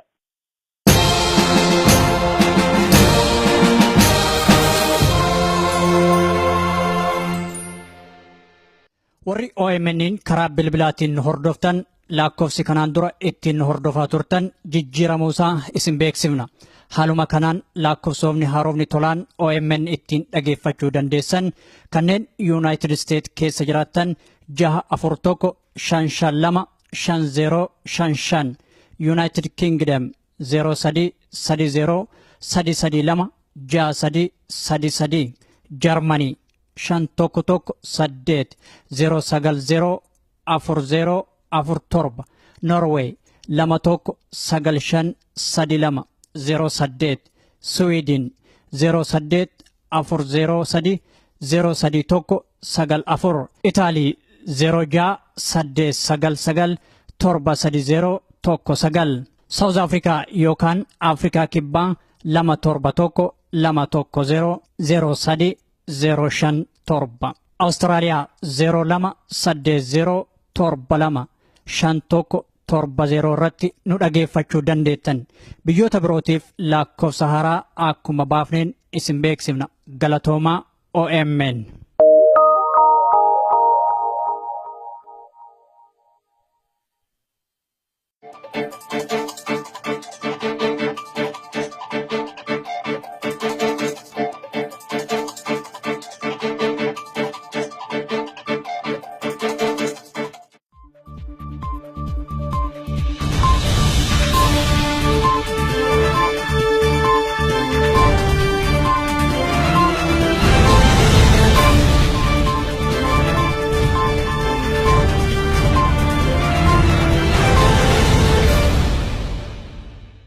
Xaraalo special maccoo ማለት ነው. Jeequmsa kaasu jedhamee waan dursa sodaatameef guyyaa 3 dura kan manneen daldalaa hundi cufamanii namni manatti galee taa'uu jalqabe. Keessumaa namoonni bakka biraa irraa dhaqanii diillaa keessa jiraatantu sodaa guddaa keessa jira. Akkan dhaga'etti kaleessa konkolaataan gubateeraa jedhani. Amma maaltu jira sitti fakkaate? Mootummaan uummata kana walitti buusuu barbaada. Fakkeenyaaf nuti mana nurratti gubu jennee sodaa guddaa keessa jirra.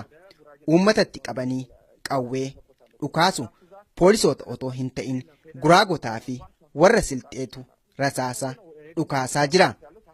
Barataan kun itti dabaluunis yeroo ammaa kana uummati rakkoo gosummaa tokkoyyuu hin qabu.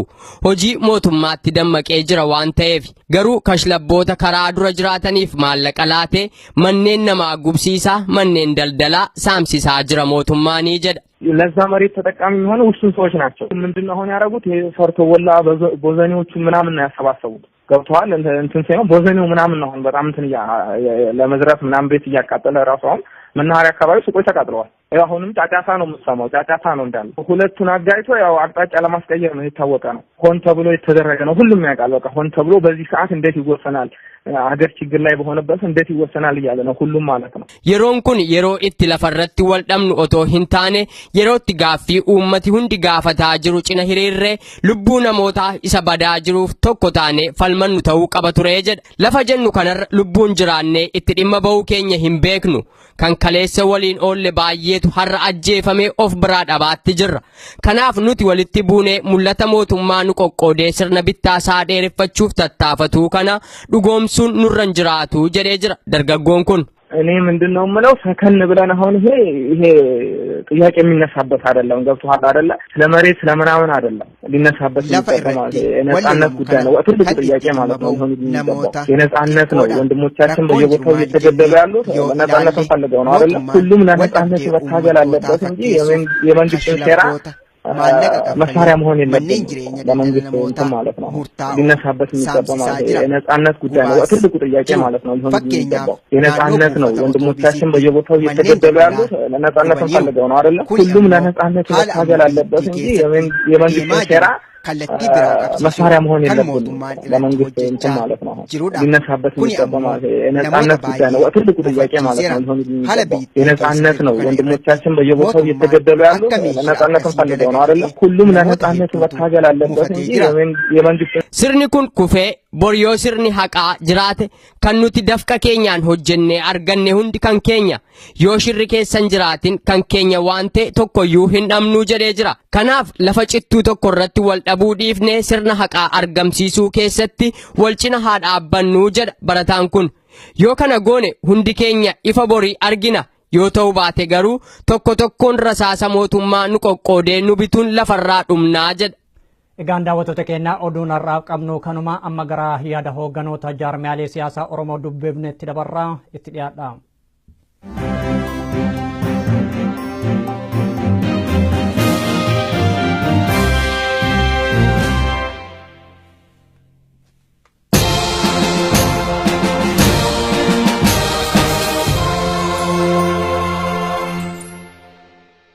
Tole obbo Leencoo yeroo ammaa kana keessumattuu erga onkololeessa 2 bara 2016 irreecha horaa sadii irratti tarkaanfiin ajjeechaa uummata Oromoo mudatee as haalli jiru Oromiyaa keessatti matumaa jabaatee jira. Mee kana isin akka dhaaba keessaniitti akkamitti ilaaltu? Haalli kun garamitti deemamaa jira? Jechuun qabsoon uummata Oromoo sadarkaa haaraa sadarkaa kanaan dura hin dhagahamin hin beekin hin abjootamin seenuusaa mul'isaa uummanni Oromoo walgahii inni aadaa isaatiif qabaate sirna inni aadaarraa horate irratti humni mootummaa bulchu dhufee fayyadamuu carraaqnaan ittiin fayyadamtan kuni cubbuudha jedhee fincilee diduu sanarraa mootummaan dhukaasa uummata keenya rabbanee lubbuun namoota Oromoo dhibbootaan lakkaa'amanii galaafatamee kuni qabsoo uummanni Oromoo mirga isaatiif godhu keessatti boqonnaa haaraa banee jira. Ammaan booda uummanni Oromoo of duuba deebi'uu hin danda'u, of duuba deebi'uufis hin deemu.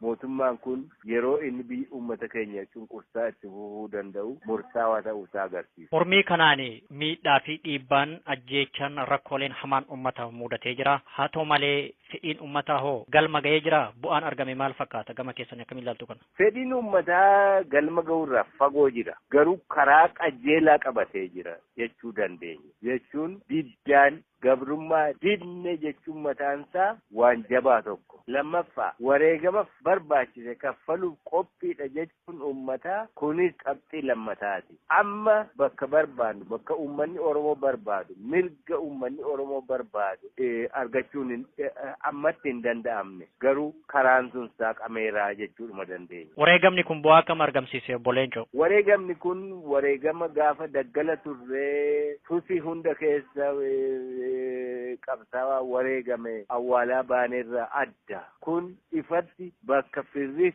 diinnis quba qabutti nami keenya ajjeefamaa uummatatu bahee awwaallataa sirni awwaalaa sun mataan saa'u waan dammaqiinsa uummataa ol kaasu ta'ee jira. Lubbuun tokkoyyuu darbuun garaa nama guba nama gaddisiisa. Garuu qabsoo daggala keessatti deemsaa turre biratti yeroo qabnee ilaallu kana turra seena qabeessa ta'aa jira. Amma uummanni biyya keessaatiif alaatis kan nu gaafachaa jiruu fi kan dubbataas jiran yeroo uummanni Oromoo haala gaddisiisaa ta'een biyya keessatti ajjeefamaa jiru kanatti jaarmiyaaleen Oromoo walitti dhufuu dhabuun tokkummaa ititaa fi waaltaawaa ta'e tokko calaqqisanii uummata ittiin gabba'uu dhabuun gadda olaanaadhaa jedhu. Kanaaf maal jettanis akka jaarmiyaa keessaniitti? Waltaana waan uummanni Oromoo jedhu kana wajjin nuti dhaabonni Oromoo ala kana jirru amma uummata Oromoo hoogganaan jiru. Yoo dandeenye uummata Oromoo duuba sirachaa jirra. Akkasis ta'ee falammii xixiqqoodhaan wal gaadinee sanaan wal hamannee walirratti morkaa ooluurra yoo xiqqaate afaan tokkoon humnoota alaa dubbisuu yoo xiqqaate afaan tokkoon uummata Oromootiin jabaadhu jechuu irra barbaachisaadha. Gama keenyaan irratti hojjennaa rakkina tokko illee hin qabnu barbaachisaadha jennee atabaala sana. Pirezidaantii Adda Dimokiraatawaa Oromoo obbo Leencoo Lataa ibsanaa kennitaniif galatooma. Galatoomi nagaan. Obbo Abbaa Nagaa jaarraa duraan dursee ibsanaa kennuuf yemamaa ta'uu keessan galatooma jecha mee haala yeroo ammaa kana Oromiyaa keessa geggeeffamaa jiru keessumattuu duula sanyii duguuggii irreecha irratti raawwatame as haalli Oromiyaa keessaa haalaan yaaddeessaa fi rakkisaa ta'ee jira. Kana akkamitti ilaaltu akka jaarmaa keessanitti maal gochaa jirtu gama keessaniin? Kuni gadda guddaadha. Wanni irraa hubannu warri irraa xiinxallu uummanni Oromoo miliyoonni 40 odoo bakka takkatti argattu taate waayyanii mana tokkotti osoo argattu taate ibiddaan qabu ibiddatti qabdee gubuu isaanii irraa hubanna. Kuni diina guddaadha. Waan hamatti dalagamaa tures waan hamatti dalagamaa jira. Ammallee mootinuu guyyaa irreessaa qofa osoo hin ta'in uummata keenya mana manatti daa'ima dubartii irra deemtee irra saasaan gataa jirti. Kan namni dhagee fi kan namni dhageenye illee kuni gadda guddaadha. Uummata keenya immoo balaa isa mudatte kanaaf gaddaan yaadannaa warra immoo maatiin irraa lubbuu dhabde lubbuun isii irraa dabarte maatii adda hafte jajjabinna hawwinaa fi nu kana diinummaa irratti ilaalla.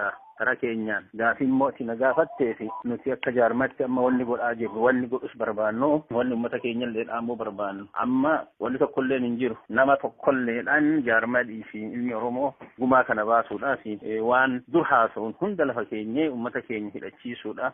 Akka jaarmattis nu kana godhaa jirra kana tattaafataa jirra diina uummata keenya fixee fi ilaalcha biraan qabnu nuti diina qawween gabbartuu wanni nu gataa jiran qawwee waan taateef hidhachiisuu qabna hidhatus qabna ummanni keenyalleen akka wal hidhachiisu barbaanna. Wanni hundi bilisummaan booda jennee dalagatuun baratuun bilisummaan booda ta'uu isaa ummanni keenya.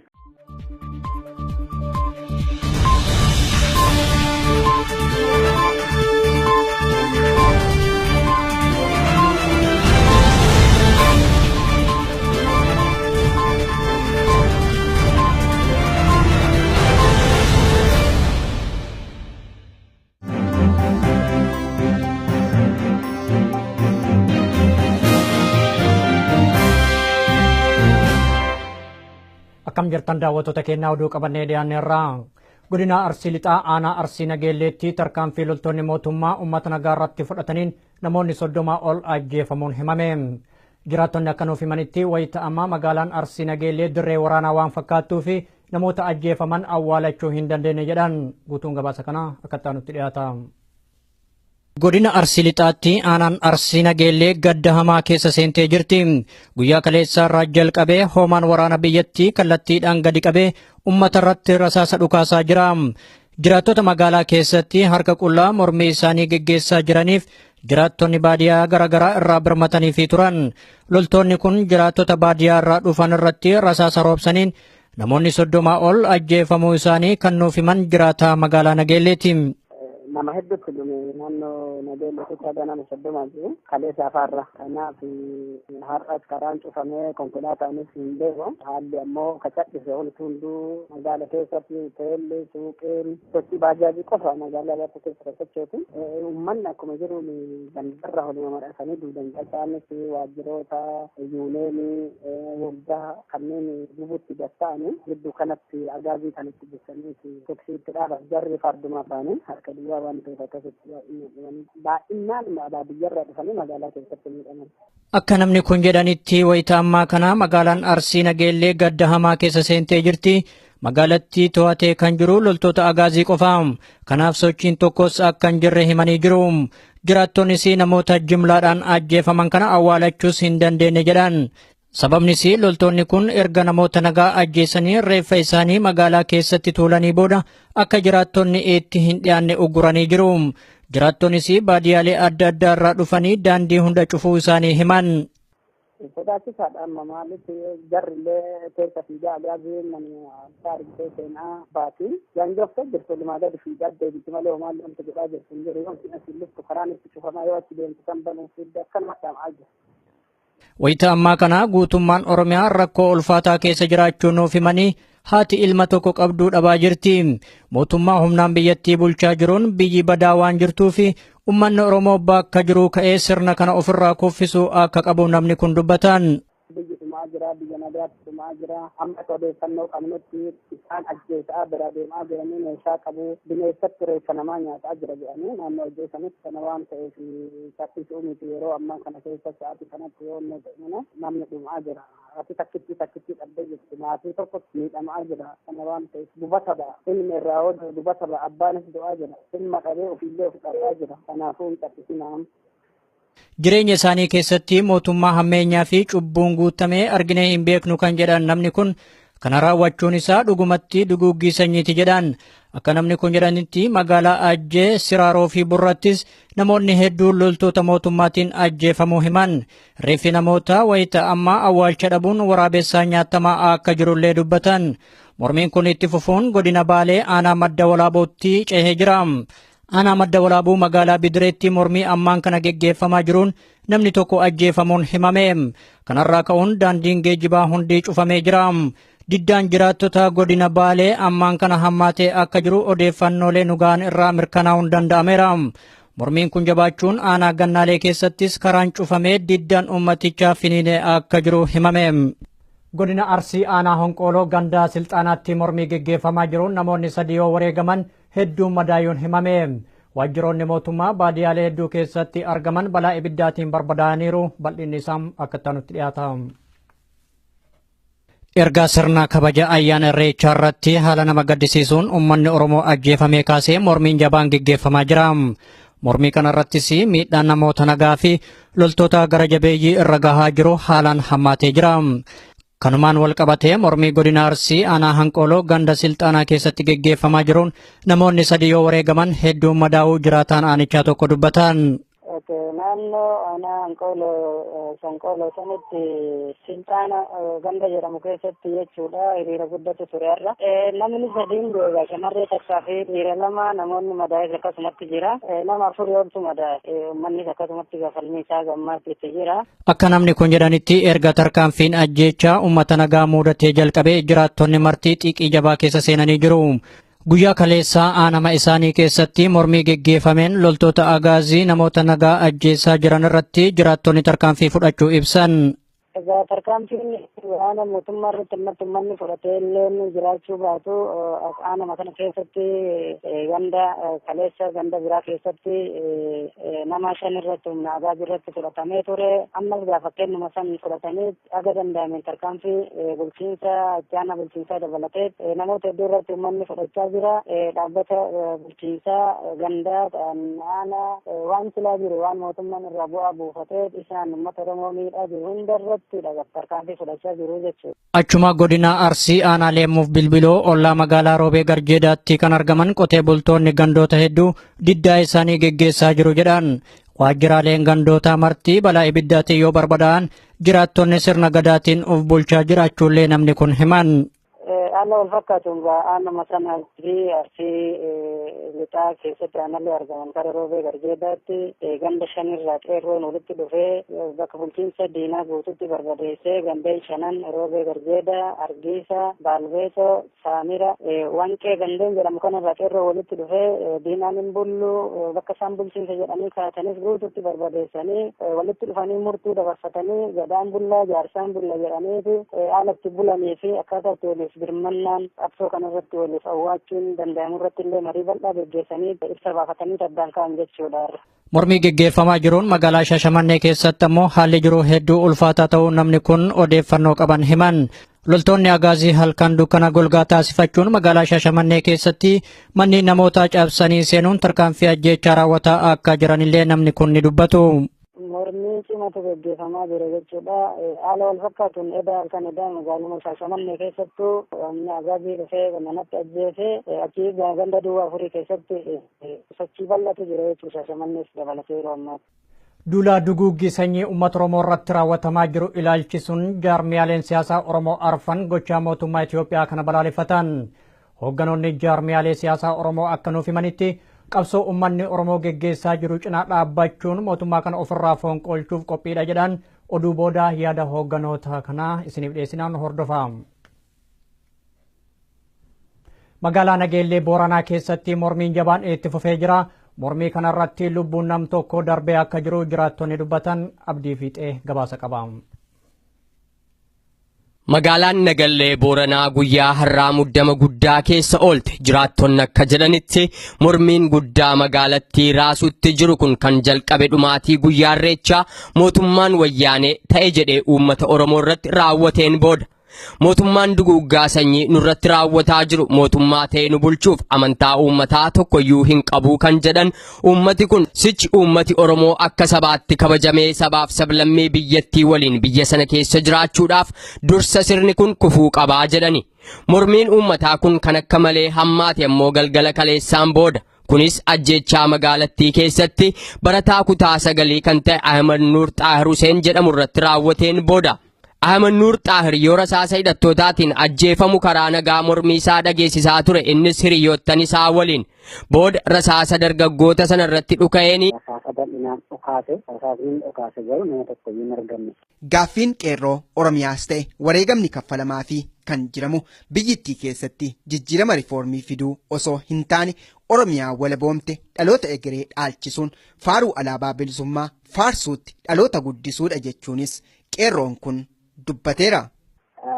naannoo kana aanaa fayyee sillee guddeetti naannoo ganda alam sillaasee jedhamtutti sochii gubiinsa caasaa mootummichaa waajjira gandaa har'uma gaggeeffamee ture. Waraana naannoo magaalaa aanaa filee magaalaa Muggiirraa itti geessuudhaan dhukaasitti bananii naannoon nama lamaan tokko miidhameera jedhameeti kan haasa'amaa jiru. Akka waliigalaatti garuu sochiin naannoo godina Qellem Wallaggaa keessa jiru haalaan uummanni nuffii sirnichaarraa qabuun mormiisaa gama danda'u konkolaataa dhaabuun mana cufachuun mana daldalaa kamiin yoo itti geggeessu sochichi qaama biroo qeeroodhaan alatti qaama ittiin deeggaramu dhabus qeeroon naannoo kanaa wal dubbisuudhaan sirna kana amma xumuraan gadi hundeedhaaf tokkolchutti dandeettii qabu hundumaatiin socho'aa akka jirudha kan walirraa hubachaa jirus kan argamaa jirus. Gocha kana immoo fiixaan baasu karoora dhuunfaa kan naannoo kanarra aanaa irratti qabatamee ittiin hojjetamaa jiru karoora caa jedhamee ittiin gaggeeffamaa jiru waan qabu sirna kana yoo mataasaa dadhabe mogolee isaa laamsisaa deemuudhaaf hojiin hojjetamaa jiru jira. Haaluma wal fakkaatuun godina Wallagga Lixaa magaalaa Gimbii keessatti illee mormiin guddaan gaggeeffamuun injifannoowwan jajjaboon galmaa'atti akka jiranis maddeen keenya OMN'tti himaniiru. Haaluma wal fakkaatuun godina Arsii Lixaa aanaa Dodolaatti waajjiraaleen siyaasaa mootummaan dhimma itti bahuun uummata miidhaa jiru guutumaan guutuutti barbadaa'uun himame dabalata kanaaf itichaa guddataa.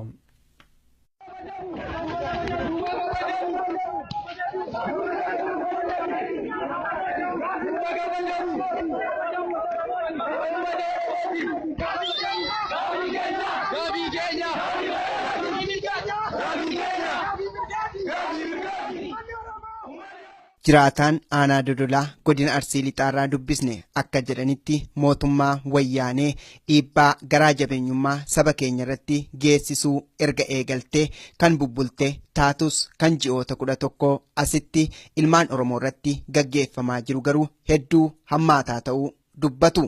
Qeerroon aanaa Dodolaas garbummaa xumuratti gochuuf tarkaanfiiwwan jajjaboo fudhachaa jiraniin galmee jal'inaa mootummaa wayyaanee barbadeessaa jiraachuu isaaniis namni kun himaniiru. Dodola Arsii Lixaa Dodola keessa wanti jiru qeerroon gurmaa'ee bifa gurmaa'een waajjiraalee ganda keessa jiran ka'aanaa keessa jiran waajjiraalee buufata isaanii ka ta'an hunda isaanii barbadeessanii kan sa'aatii ammaa kanatti barbadaa'ee jira waan bu'uuraalee misoomaa ka ummata fayyadu waan hin ta'in buufanni isaanii hundisaa guutuutti barbadaa'ee jira. Ammas qeerroon tankaarfii fudhatee caasaa aanaa keenya keessa jiru irraa meeshaa waraanaa ka ta'e akka fakkeenyaatti ganda Baabboo Haraa jedhamutti yeroo jalqabaatiif jalqabanii meeshaa 8 guyyaa dheengaddaa halkan jechuun hiikanii halkan edaa isaan sun ammoo meeshaa 7 hidhataa gandaa irraa hiikanii sa'aatii ammaa kana qeerroon fudhatee nama 15 bosona ta'anii qeerroon kun karaa isaan irraa cufee isaan bosona jiru irraa dallaa ta'ee sa'aatii ammaa kanatti akkasi jira. Inni kun muuxannoo gandoota biraatiifis ta'ee gandoonni itti aanan ka ollaasan jiran jechuun akka qeerroo kanaatti itti tankaarfatanii meeshaa caasaa gandaa harka jiru hunda isaanii to'atanii haga guyyaa har'aatti kaafillee itti qabatanii meeshaan hundi isaa akka aanaa Dodolaatti harka qeerroo galee akka jedhuu fi waan kana hojjetaa jiran sa'aatii ammaa kana. Namni kun itti fufuun qeerroon aanaa Dodolaa jiraattota waliin waadaa fi kakuu Oromummaa waliif galuudhaan bilisummaa sabichaa dhugoomsuu irratti waan guddaa dalagaa jiru erga jiraniin booda hojii fakkeenyummaa kun iddoo hundatti bal'achuu qaba jechuunis dhaamaniiru. Akkuma Arsii Lixaatittuuyyuu godinni hafee hin jiru waan jiru natti hin fakkaatu. Muuxannoon kunillee walumarraa daddarbaa jira. Sa'aatii ammaa kana aanaa hunda isaa irratti namni du'in hin jiru, namni madaayin hin jiru. Yoo xiqqaate aanaan akka aanaatiin jechuun nama 10 ol haga 100 ka du'etu jira ka jedhan informeeshinii qaba. Gara fakkeenyaaf akka Siraaroo, akka Kofalee Qoree sa'aatii ammaa kanaayyuu kunoo aanaa Warqaa fi aanaa Nansaboo kan Warqaa ka jedhamutu jira. Aanaa Warqaatii fi aanaa Kokkossaa irra dhukaasa hamatu jira. Nama hedduu du'aa jira jedhan ummanni aanaa Dodolaatii fi aanaa Kokkossaa sa'aatii ammaa kana daandii itti baanii irraa cufuun dirmatanii fi akka karaan tarree dhoorgaa jiran akka aanota godina Arsii Lixaa keessa jiraniitti akkanatti hojjetaa jiran haga Daabbaa Hasaasa hundi isaa bifa wal fakkaatuun odoo garaagarummaan qabne kakatanii naqatanii akka seera Arsiitti jechuun akka ammallee aadaa Oromootti akka tokkoon ta'anii sochii mana hin jedhamne irra jiran. Guutummaa godina Arsii Lixaa keessattis ta'e kutaalee Oromiyaa bal'oo keessa haala jiru irratti namoota waliin waliif bilbilaatti jirra. Nageenyaaf tasgabbiin amansiisaan hin jiru. Wal dhabdee hidhaa reebichaa fi ajjeechaatu dachee Oromiyaa haguugee jiraachuus dubbataniiru. Saati ammaatti rakkoon wanti nu qabnu guddaan rakkoon keenya guddaan meeshaa kana akka keenyaan booji'anneerra fudhannee harka keenya galfanneerra qeerroon godina Arsii lixaa meeshaa kanarraa rasaasan qabnu ammas meeshaan qabnu meeshaan hanni jiru kun gahaa miti wanti gargaaramuu nu qabu yoo jiraate gama keessaniin akka nu qarqaartan waan jedhu ergaa dabarfata uummanni jechuun waan tokko namni nuu dawwalaa walii dawwalaa namoota naannoo san jiraniin sa'aatii ammaa kana waraanumatu kallattiin walit jira uummataa fi wayyaanee jidduutti namni dhumaa jira kallattimaa waraanuma walitti bananii akkasitti deemaa jiran waan jedhutu nun dhageenye. Qeerroon meeshaalee waraanaa tokkos jala deemtoota wayyaanee fi loltoota agaazii irraa booji'aatti haa jiraatan malee meeshaa arganne kanaaf rasaasa hin qabnu kanaaf immoo warreen biyya alaa jiraatan irraa tumsa guddaa barbaannas jedhaniiru. Dhuma irrattis karaa nageenyaan fincila taasisaa turreen Oromoon eenyu akka ta'e wayyaanee amansiisuu bira darbinee addunyaa afaan qabsiisnee jirra. Amma garuu Oromiyaa bilisoomte ijaaruudhaaf namoonni biyya keessaa fi alaa jirru tokkummaa'uudhaan wal cinaa hiriiruun qabsoo keenya humna waraanaan deeggaruun murteessaadha jechuun jiraataan aanaa Dodolaa godina Arsii Lixaa OMN'tti himanii jiru. Haala wayita ammaa biyyattiin keessa jirtu kallattii biraa qabsiisuuf shira mootummaan uumeen magaalaan Diillaa muddama jabaa keessa jiraachuun himame abdii fiixee akka nutti dhiyeessa. Nama nuti argannee dubbifnee barataa yuunivarsiitii Diillaati. Barattooti hedduun haalli yeroo biyyattiin keessa jirtu waan baay'ee isaan yaaddesseef jecha mooraa seenaan jiranii jedha barataan kun.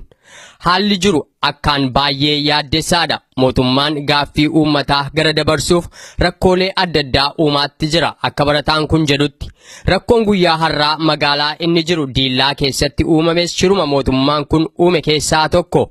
Haalichi dhimma lafaan wal qabataa jedha. Innis lafa yeroo dheeraaf guraagota harka ture deebisanii uummata geedoof murteessanii haala amma biyyattii keessatti deemaa jiru kallattii biraatti akeekuuf amma immoo deebisanii lafuma sana fuudhanii guraagotaaf murteessanii jedha. አሁን ምንድነው እንትኑን የነገሩ መነሻ ማለት ነው የሆነ መሬት ነበረ የሆነ አንድ ቦታ ማለት በአክሲዮን የተደራጁ የጉራጌዎች ምናምን ነበረ መሰል መጀመሪያ maddi rakkoo sanaa lafatu ture lafa kana jalqaba isaa guraagotatu aksiyoonaan ijaaramaniif laatamee ture booda warri geedi'oo falmanii fudhatanii guraagonni kun yeroo dheeraaf iyyannoon gaafatanii otoo falmanii amma dheengadda isaan guraagota kanaaf deebi'ee murtaa'e lafa kana isaan geedi'oo kan keenya jedhanii waggaa 3 guutuu keellaa itti ijaaranii turanii haa ta'u malee dubbii lafarra harkisaa ture mootummaan haala yeroo keessa gugatee wal dhabdee uummattoota jidduutti uumuuf deebisee yeroo kana keessatti murteesse rakkoon har'aa kun achirraa jalqabe. Barataan kun akka jedhutti erga murtoon kun dhagaamee guyyaa 3 ta'eera. Erga guyyaa 3 as manneen daldalaa cufamanii har'a immoo bor uummati walirratti ka'a jedhanii sodaa guddaa keessa ture uummati kunii jedha. እሱ ምንድን ነበር ረብሻ ያነሳሉ ተብሎ ተጠርጥሮ ሱቆች ተዘጉ ሁሉም ሱቁን ዘግቶ በተጠንቀቅ እየጠበቀ ነበር ችግር ይፈጠር namoonni lama rukutaman lachanuu battala hiriyoottan isaanii gara hospitaalaatti fudhatanii ka'anii hiriyaansaa tokko waldhaansarra jira Aymannuur Xaahir Huseen garuu harka ogeessota fayyaa irratti darbee jedhan jiraataan kun uummata xiiqiitti naqee ajjeechaan sun akka dhaga'ameen booda uummati yaa'ee magaalaa guutee jedhu jiraataan magaalatti ani dubbise. namni kaleessa galgalarraa jammaree katamaan nagaan qabdu nageenyi boora'ee jira. Ijoolleen erguma keenya falmannaa mootummaan kun mirga keenya eegaan jiru hiriira nagaa baanee akka mirgi keenya eeggamuu jettee hiriira baate ijoolleen. Erga sirraa erga ijoolleen hiriira baatee eegasii waraan itti gadi waraanni marsee kaan xiyyiitiidhaan kaan uleedhaan gargari baasanii namoonni baay'een kan dhaabamanii itti sanitti yoo jiranii kaleessa galgalatti nama tokkotti dhaabamee namni dhaabame sun walitti kan de'e ijoollee barattootaati kutaa 9 barataa kutaa 9ti ganda naannoo baadiyyaarraa dhufee barataa jira hiriiruma kana keessatti argamee illee mormii gaggeessaa waan jiruuf xiyyiitiidhaan rukutame ittuma sana hospitaala dhaqqabee yaalamaa osoo jiru wal'aansi godhamaa fi ijoolleen keenyan jedhanii ijoollee Oromootiin bilbilee fi akka wal'aansi godhamuuf jenneen bilbilee ittiin osuma yaaliin godhamaa fi jiru bismaasanni akkuma irratti harkatti hospitaala keessatti jechuun hospitaala dhaqqabe ergasii ganama kanallee ijoolleen hiriira namni keenya akkamitti irratti ijjeefamaa hiriira nagaa bahuudhaaf namni dargaggoonni falmachuudhaaf namni akkamitti nurraa du'aa kan jettu ammallee hiriira lammataa itti deebitee ganamarraa jechuudha. Ergasii tiitii rukutaa oolan keessaa namni tokko ammallee hin dhaabne Aliyyee Mahmad Diimaa jedhama. Sunis dargaggeessuma gannaa 17 bara guddaa kana ta'a. Innis rukutamee amma hospitaala magaalaa Nageellee keessatti yaalamaa jira. Yeroon si dubbisu kan haaloti waan tasgabba'an fakkaatu naan jedhu jiraataan magaalaa Nageellee kun haa ta'uti dargaggooti hedduun waraanaan qabamanii gara mana hidhaatti guuramaa jiru jedhan. Kanuma walqabatee nageenyi magaalaa keenya keessatti waan jiru natti hin fakkaanne amma ammoo tuntaree isaatii ammaa kanatti tiitii wal haalistuu jiree garuu qabbanaa uummanni gara manaatti baqatee waan kaan harkaan kaan tiitiidhaan soorarraa sodaachisee gara manaatti baqatee deebi'ee jira. Haganuma ijoolleen barattootaa gara makiinaa sadii qabdee isaan dullaadhaan kophee irra yaaftee tuuttee akka makiina irratti geetee gara mana hidhaa dabarsitee jirti keessatti akka hedduu isaan kanan beekne biratti erguma kenna falmannaa mootummaa kanatti jennoo kennaan isaan mangistii kana bira geessanna jedhanii isaan harka qullaa ba'anii taariitii akka isaan yaadan san hin taane mangistiin hidhateetiin bahee waraanaan hawuu jennare mirga falmachuullee ayii ta'u taa'ee yookaan tiitiidhaan isaa jechaan irra ga'u taa'ee nutis mala dhahannee jedhanii ijoolleen illee mari'achaa jiranii.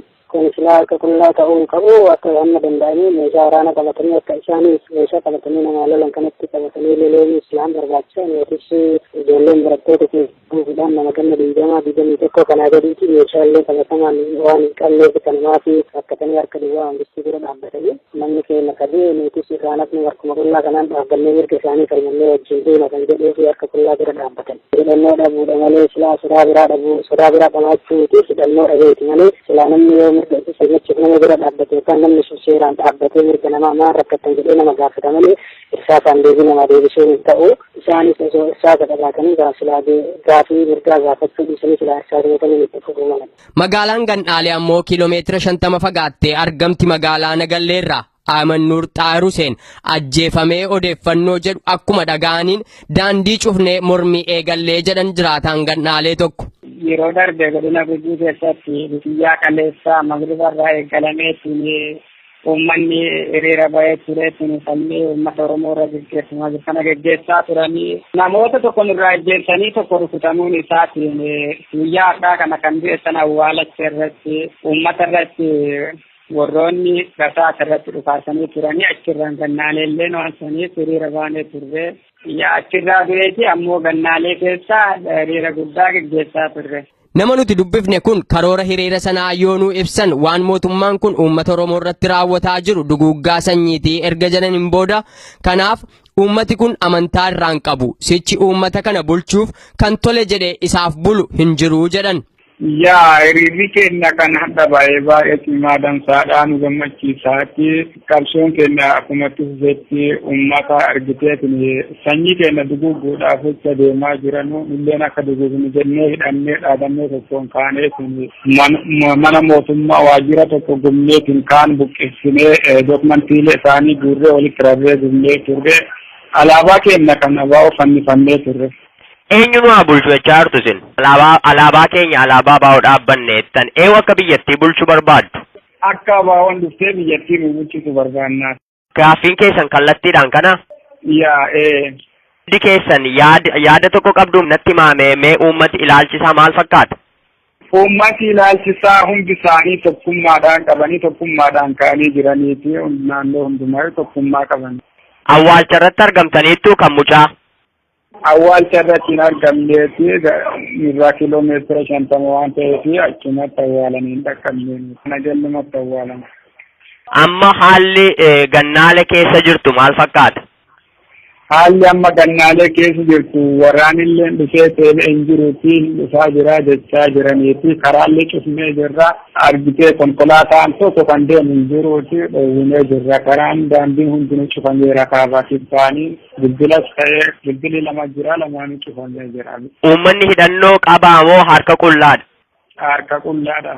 Hidhannoo kana baay'ee yaadaa jirra innumatti inni godhe mala argannaan baay'ee yaadu jirra. Amannuur Xaahir Huseen dargaggoon kutaa 9 hiriira irratti ajjeefame kun sirni awwaalcha isaa kan raawwate magaalaa Nagallee keessatti Magaalatti sirna awwaalchaa sanaan booda akkaan mormii jabaatu itti fufee waan jiruuf magaalattii waraanaan marfamtee akka jirtullee nu himanii jiran jiraataan kun. Godina Horroo Guduruu Wallaggaatti dorgomaa paartii Koongireesii Federaalawaa Oromoo kan turan Barsiisaa Salamoon Dannaqoo wayita adda addaatti reebicha isaan mudate irraa dandamachuu dadhabuudhaan du'aan addunyaa kanarraa boqotan. Itichaa Guddataa waan qindeesse qaba. Salamoon Dannaqoo mana maree bakka bu'oota paarlaamaa biyyattiif dorgomaa paartii Koongireesii Federaalawaa Oromoo godina Horroo Guduruu Wallaggaa akka ta'ee fi gaaffii eenyummaa sabichi gaafatu gaaffii koodha jedhee jiraattota tumsaa waan tureef reebicha hamaa yeroo garaagaraa irratti gaggeeffamaa tureen tattaaffii ogeessonni fayyaa wal'aansa gochuufin lubbuu isaa jiraachisuuf yaalan osoo hin dhugoomiin addunyaa kanarraa akka darbe jiraataa magaalaa Saqalaa kan turanii OMN'tti himanii jiru. Namni kun Salamoon Dannaqoo jedhama. Yeroo baay'ee sababii paartii mormaa ta'ee dorgomaa turedhaa fi dararaan adda addaa karaa humna hospitaala mootummaatiin irra gahaa ture. Amma immoo akkasitiin haalli dhukkuba qaama keessaatiin dhukkubsachaa ture. Egaa innis immoo ayyaana irreechaa irratti gocha sanyii duguuggaa gaggeeffame sanaatii wal qabatee osoo isa laalaa wanti jedhee bahuuti qaamni isaa baay'ee dadhabee ture qoricha fudhachaa ture. Isaaniis miidhame. Akka ammaa argisiisutti ayyaana irreechaa kan bishooftuu hin deemne eelaa dura qaama isaa keessa ture yookiin qaamni isaa baay'ee dadhabeera qoricha fudhachaa qoricha walitti fufinsaan dhukkuba isaa sanaa fudhachaa ture. Gaafa viidiyoo sanaa fi wantoota miidiyaa sooshaal miidiyaa irratti poostaan argummoo halkan fi guyyaa walitti aansee bu'aa ture. Midhaan hin nyaanne wanta tiriitmentii adda addaa hin fudhanne sababa kanarraa kan ta'e qaamni isaa dura miidhamee ture. Lubbuun isaa darbuu dandeesse jechuudha. Akka namni nu dubbisne jedhutti Salamoon karaa dimokiraasii gara aangootti dhufee biyya isaas ta'e saba isaa tajaajiluuf hojii isaa idilee barsiisummaa irraa mootummaa wayyaaneedhaan ari'amuun uummata keessa seenuudhaan sochii taasisaa kan ture goota jechuun dubbata. Kan inni jiraatu maatiin isaa bira jiraataa durallee ogeessa ogummaa barsiisummaatiin biyya isaa tajaajilaa ture. Ogummaa barsiisummaas immoo sababiima qabsoo uummata Oromoo kanaan wal qabatee ogummaa isaa jaallatu jallachiisee kallattiimaan guutummaa guutuutti taasifachuu gara qabsoo uummata Oromootti karaa seera qabeessaan paartii Koongireesii Federaalawaa uummata Oromootti makamuudhaan waggaalee dheeraadhaaf kan hojjete amma immoo madda galii taasisee karaa mootummaa madda galii garbaan qabu akkasumatti kan jiraatudha maatii isaa bira. Haalli nageenyaas ta'e sochiin hawaasni dinagdee akka godina Horroo Guduruutti jiru maal fakkaata wayita jennus namni kun. Aanolee biraa jiran hin beeku malee kan naannoo Shaambuu jiru bittaa gurgurtaan hin jiru geejjibni hin jiru humnoonni tikaa fi nagaa eegsistoonni kan mootummaa jedhaman immoo konkolaataa tikaatiin kan isaan deddeebi'aa jiranidha. Baay'ee wanta adda sararsuutiin namni barumsaa tokkollee akka hin jirre hojiin barbaachisuuf akka dhaabbatee jiru hundumtuu tajaajilli mataa tokkollee hin jiru. Aanolee warra kaan immoo qunnamuu hin danda'amne neetwoorkiin guutummaa guutuutti hin jiru naannoo sanarraa neetwoorkiin kan bilbilaa badee. Salamoon umurii dargaggummaadhaan quuqqaa saba isaa onnee fi garaa isaa nyaate Oromiyaan bilisoomtee qabeenyaan dachee Oromiyaa Oromoof ooluu qaba jechuun aggaammiitti osoo jiru addunyaa kanarraa boqatus dhaloonni har'a jirru duudhaa inni itti wareegamee fi tokkummaa Oromummaa cimsuun Oromiyaa walaboomte dhaloota egeree dhaalchisiisuu qabna jechuunis waamicha isaa dhiyeessee jira. Godina Shawaa Bahaa aanaalee Liibaan Cuqqaallaa fi Boosat keessatti ammas diddaan uummatichaa itti fufee jira. Achuma aanaa Liibaan Cuqqaallaatti konkolaataan ooralii waraanaa tokko eda galgala guutummaatti ibiddaan barbadaa'u jiraattonni dubbatan gabaasni dabalataa akka itti dhiyaata. Godina Shawaa Bahaa aanaa Liibaan Cuqqaallaa gandoota garaagaraa keessatti diddaan uummata Oromoo ammas jabaatee itti fufee jira. Jiraataan aanaa Liibaan Cuqqaallaa akka jedhanitti guyyaa kaleessarraa jalqabee diddaan uummataa haalaan finiinee jira. Mormii guyyaa kaleessaa geggeeffamee tureen jiraattota irraa namni tokko yoo wareegamu namoonni 4 ammoo madaayanii jiran. Loltoota mootummaa irraallee kanneen ajjeefaman jiraachuu himanii kana malees waajjiraaleen hedduun balaa ibiddaatiin barbadaa'anii jiru jedhan. kaleessa irraa qabee warra mootummaatiif uummata gidduutti lolli deemaa ture. Uummanni naannoo ganda jiraat irraa aanaa liibanitti ol dhufaa turanii aanaa liibanii marsanii turanii egaa waraanni mootummaatis uummatatti dhufaasa banaa ture. Keessatti nama tokko dura dhahanii turanii namni fuulduree jira. Saniin booda uummanni immoo nama sadii poolisoota keessaa nama sadii jiranii turanii waajjirri poolisii maal isin gubatee hidhamtoonni yaa'anii jiru. Aanaa daglagalaa giddaa fi humna kosoorodha. Warra jaarsaa dhiiban gaadillaa gandoota kanarra asii fi raagadeen aanaa ada'aa dirree fi bakka ijoorratti namni baay'een galee fincila guddaadha jiru. Akka isaan jedhanitti gandoota hedduu keessatti ammas diddaan uummatichaa itti fufee jiraachuu ibsanii loltoonni mootummaa ammoo gamasitti bobbaafamanii turan. Mormii uummataa kanarratti tarkaanfii ajjeechaa fudhachuuf wayita loltoonni agaazii gamasitti imalaa turanitti ummatichis ofirraa qolatee jira. Loltoonni kun uummata miidhuuf deemaa osoo jiranii ummatichaan karaan yoo itti cufamu ooraalii waraanaa tokko achitti gatanii baqachuudhaaf dirqamanii jiru. Jiraattonni aarii jabaadhaan guutaman eda galgala ooraalii waraanaa loltoonni agaazii irraa baqatan guutumatti ibiddaan barbadeessuu namni kun himan. Loltoonni mootummaadha kalee galgala fi oraaliin lama irraa gadee bishooftu irraa gadee argamee ture. Uummanni gidduu kajoo fi dirreetti oraalii tokko waliin affisanii tokko dabarsanii oraalicha uummatatti dhufaasa bane uummanni to'annoo jala oolchee waraanni baqatee oraalichi gubateera. Haaluma wal fakkaatuun achuma godina Shawaa Bahaa aanaa Boosaat gandoota Boofaa fi Doonii jedhamutti diddaan itti fufee jira. Jiraataan aanaa Boosaat akka nuuf himanitti guyyaa kaleessa loltoonni mootummaa ooraalii waraanaa konkolaataa 20 gahan aanaa isaaniitti bobbaafamanii turan. Diddaan ummatichaa guutummaa Oromiyaatti waan geggeeffamaa jiruuf loltoonni kun haga tokko aanaa isaanii dhiisanii bakka birootti bobbaafaman. Mormii guyyaa dheengaddaa aanaa Booseet keessatti geggeeffamee tureen ammoo loltoonni agaazii 7 ajjeefamuu himan. Haalli jiru baay'ee ho'aadha. Keessaayyuu naannoo doonii fi Boofaatitti haalli jiru baay'ee ho'aadha. Kaleessa gara waraana ooraalii 20 kan ta'utu qubate. Isaan keessaa garuu sochiin gara biraatitti kaananii muraasni isaanii of duuba deebi'aniiru. Ijoolleenis haalli itti cimnaan xiqqoo jalaa baqattee dhokatanii jiru. Kaleessa dura garuu dheengaddarraa daareektii dhukaasa walitti bananii gara agarii 7 ajjeesaniiru. Meeshaawwan irraa booji'anii gara Boosakkanas walumaa galatti haalli jiru baay'ee ho'aadha. Akka jiraattonni kun jedhanitti guutummaan aanaalee godina Shawaa Bahaa wayita ammaa kanaa waan bilisoomte fakkaatti. Uummanni gootummaadhaan guutaman tokkummaadhaan loltoota gara jabeeyyii kana dura yoo dhaabbatan haalli jiru daran kan nama boonsuudha jedhan. Jiraataan aanaa Liiban Cuqqaallaa gama isaaniitiin mormii guyyaa kaleessaa geggeeffamee tureen namoonni 4 madaa'uu himanii wayita ammaa tajaajila wal'aansaa argataa jiran. Gandoota hedduu keessatti ammas diddaan uummataa babal'achuullee dubbatan. Santure egaa uummanni agarraallee faffaca'ee bosona iddoo jira hangallee gandoonni jiran akkuma beekamu liban jalawan gandoonni hunduu waajjira hundaa waan ta'e sana gubanii jiru.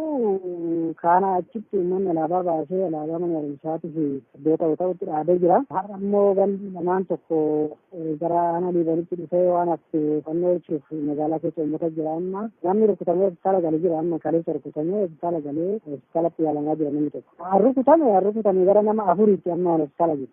Hoomaan waraana biyyattii godina Shawaa Bahaatti bobbaafamee jiraattotaan salphinni hamaan waan isa mudateef wayita ammaa jaarsummaa kadhataa jiraachuulleen himamee jira. Bifa jaarsummaatiin uummata harkatti deebifatanii booda miidhaa hamaa dhaqqabsiisuuf waan karoorfataniif ummatichis jaarsummaa kana diduu isaanii kan nuuf himan jiraataa aanaa Boosaat. Naannoo sana waraanni qubatee waan akka jaarsummaa kana kaasaa jiru. Uummanni jalqabumaayyuu diddaa qaba waan ta'eef dirqamaan jaarsolii warreen gurguddaa kana guursisanii hin araaramnaa waan akkasii kana kaasaa jiru. Didaniiru bosona jiru amma ijoolleen humna isaaniitti ol waan ta'eef haalichi ijoolleen amma dhokatanii jiru. Mormiin uummata aanaalee akka Dugdaa, Baatuu fi magaalaawwan hedduu keessatti geggeeffamaa jira. Oduma walqabateen Yuunivarsiitii Arbaa Minci keessattis mormiin itti fufee jira. Barattoonni Yuunivarsiitii Arbaa Minci waliin ta'uun duguuggiin sanyii uummata Oromoo irratti geggeeffamaa jiru dhaabbachuu qaba jechuun kan isaan mormii geggeessaa jiran. Duguuggiin sanyii uummata Oromoo ayyaana Irreechaa irratti mootummaa gara jabeessaan raawwatame kan yoomuu dagatamu miti. Ammas ajjeechaa gara jabeennaa uummata nagaa irratti geggeessaa jiraachuun beekamee jira. Godina Qeellam Wallaggaa aanaa Anfilloo keessatti mormii cimaa geggeeffamaa jiruun qabeenyi mootummaa hedduun barbadaa'ee jira. Daandiileen martii cufamuu jiraattonni dubbatan gabaasa dabalataaf itichaa guddata. Dargaggoon aanaa Anfilloo yommuu dubbatu sochii uummanni naannoo keenyaa taasisaa jiruun galmeewwanii fi waajjiraalee mootummaa wayyaanee mancaasuudhaan gootummaan naannoo isaanii bilisa baasaniiru jechuun dubbata. Naannoo ganda suddiitti waajjirri mootummaa kan gandaa jechuudha gubatee dookumentiin achi keessa jiru waajjiricha keessa jiru hundi isaa gadi bu'ee gubatee jira. Kanumaa wal qabatee alaabaan mootummaa paartii garbeenfataa kanaa achitti gubatee gatamee alaabaan adda bilisummaa Oromoo gandicha keessatti bakka mana jiraattotaa gidduutti fannifamee ol dhaabbatee jira. Aanaalee godinichaa iddoowwan garaagaraatti mormii gaggeeffamaa jiruun injifannoowwan jajjaboon galmaa'ee jiraachuu kan himu qeerroon aanaa Anfilloo kun ammas sochiin kun bifa wal fakkaatuun Oromiyaa bal'oo keessatti finiinuu qaba jechuun bakkeewwan callisanii sochii kana ilaalanis komachuun dubbateera. Qeerroon naannoo sanarra jiran ganda sana otoon seenuun gandaa ashiif sojjii gidduutti daandii kutanii bulan galgala daandii bal'ina meetirii lamaatiin kutanii konkolaataan paatroolii waraanaa ganama hogguu seenuuf kaatu daandii sana dadhabdeeti kan isheen deebitu. Kana giddugaleessa godhatee qeerroon karoora baafateen guyyuma kana yeroo ganama akka waraanni seenuu dadhabee deebisan dargaggoonni walitti qabamanii guyyaarraa naannoo sa'aatii ja'a kaasee mormii iddaa sirnicha irratti qaban adeemsisuu jalqabame. Bara kanaan wal qindeessanii maadhee caasaa mootummichaa waajjira gandaa gubuu jalqabe. Haa ta'u malee kanaan hin dhaabanne erga yeroo kana kaan hojjetan namoonni isaanii bilbilanii waamuu jalqabanii waraanii dhaquu dhaqeera itti seenuu hin dandeenye miillaan deemuu eegale oguu bira ga'uu qeerroon naannoo sanarraa bakka gadhiisanii jiru akkasumaan waraana isaa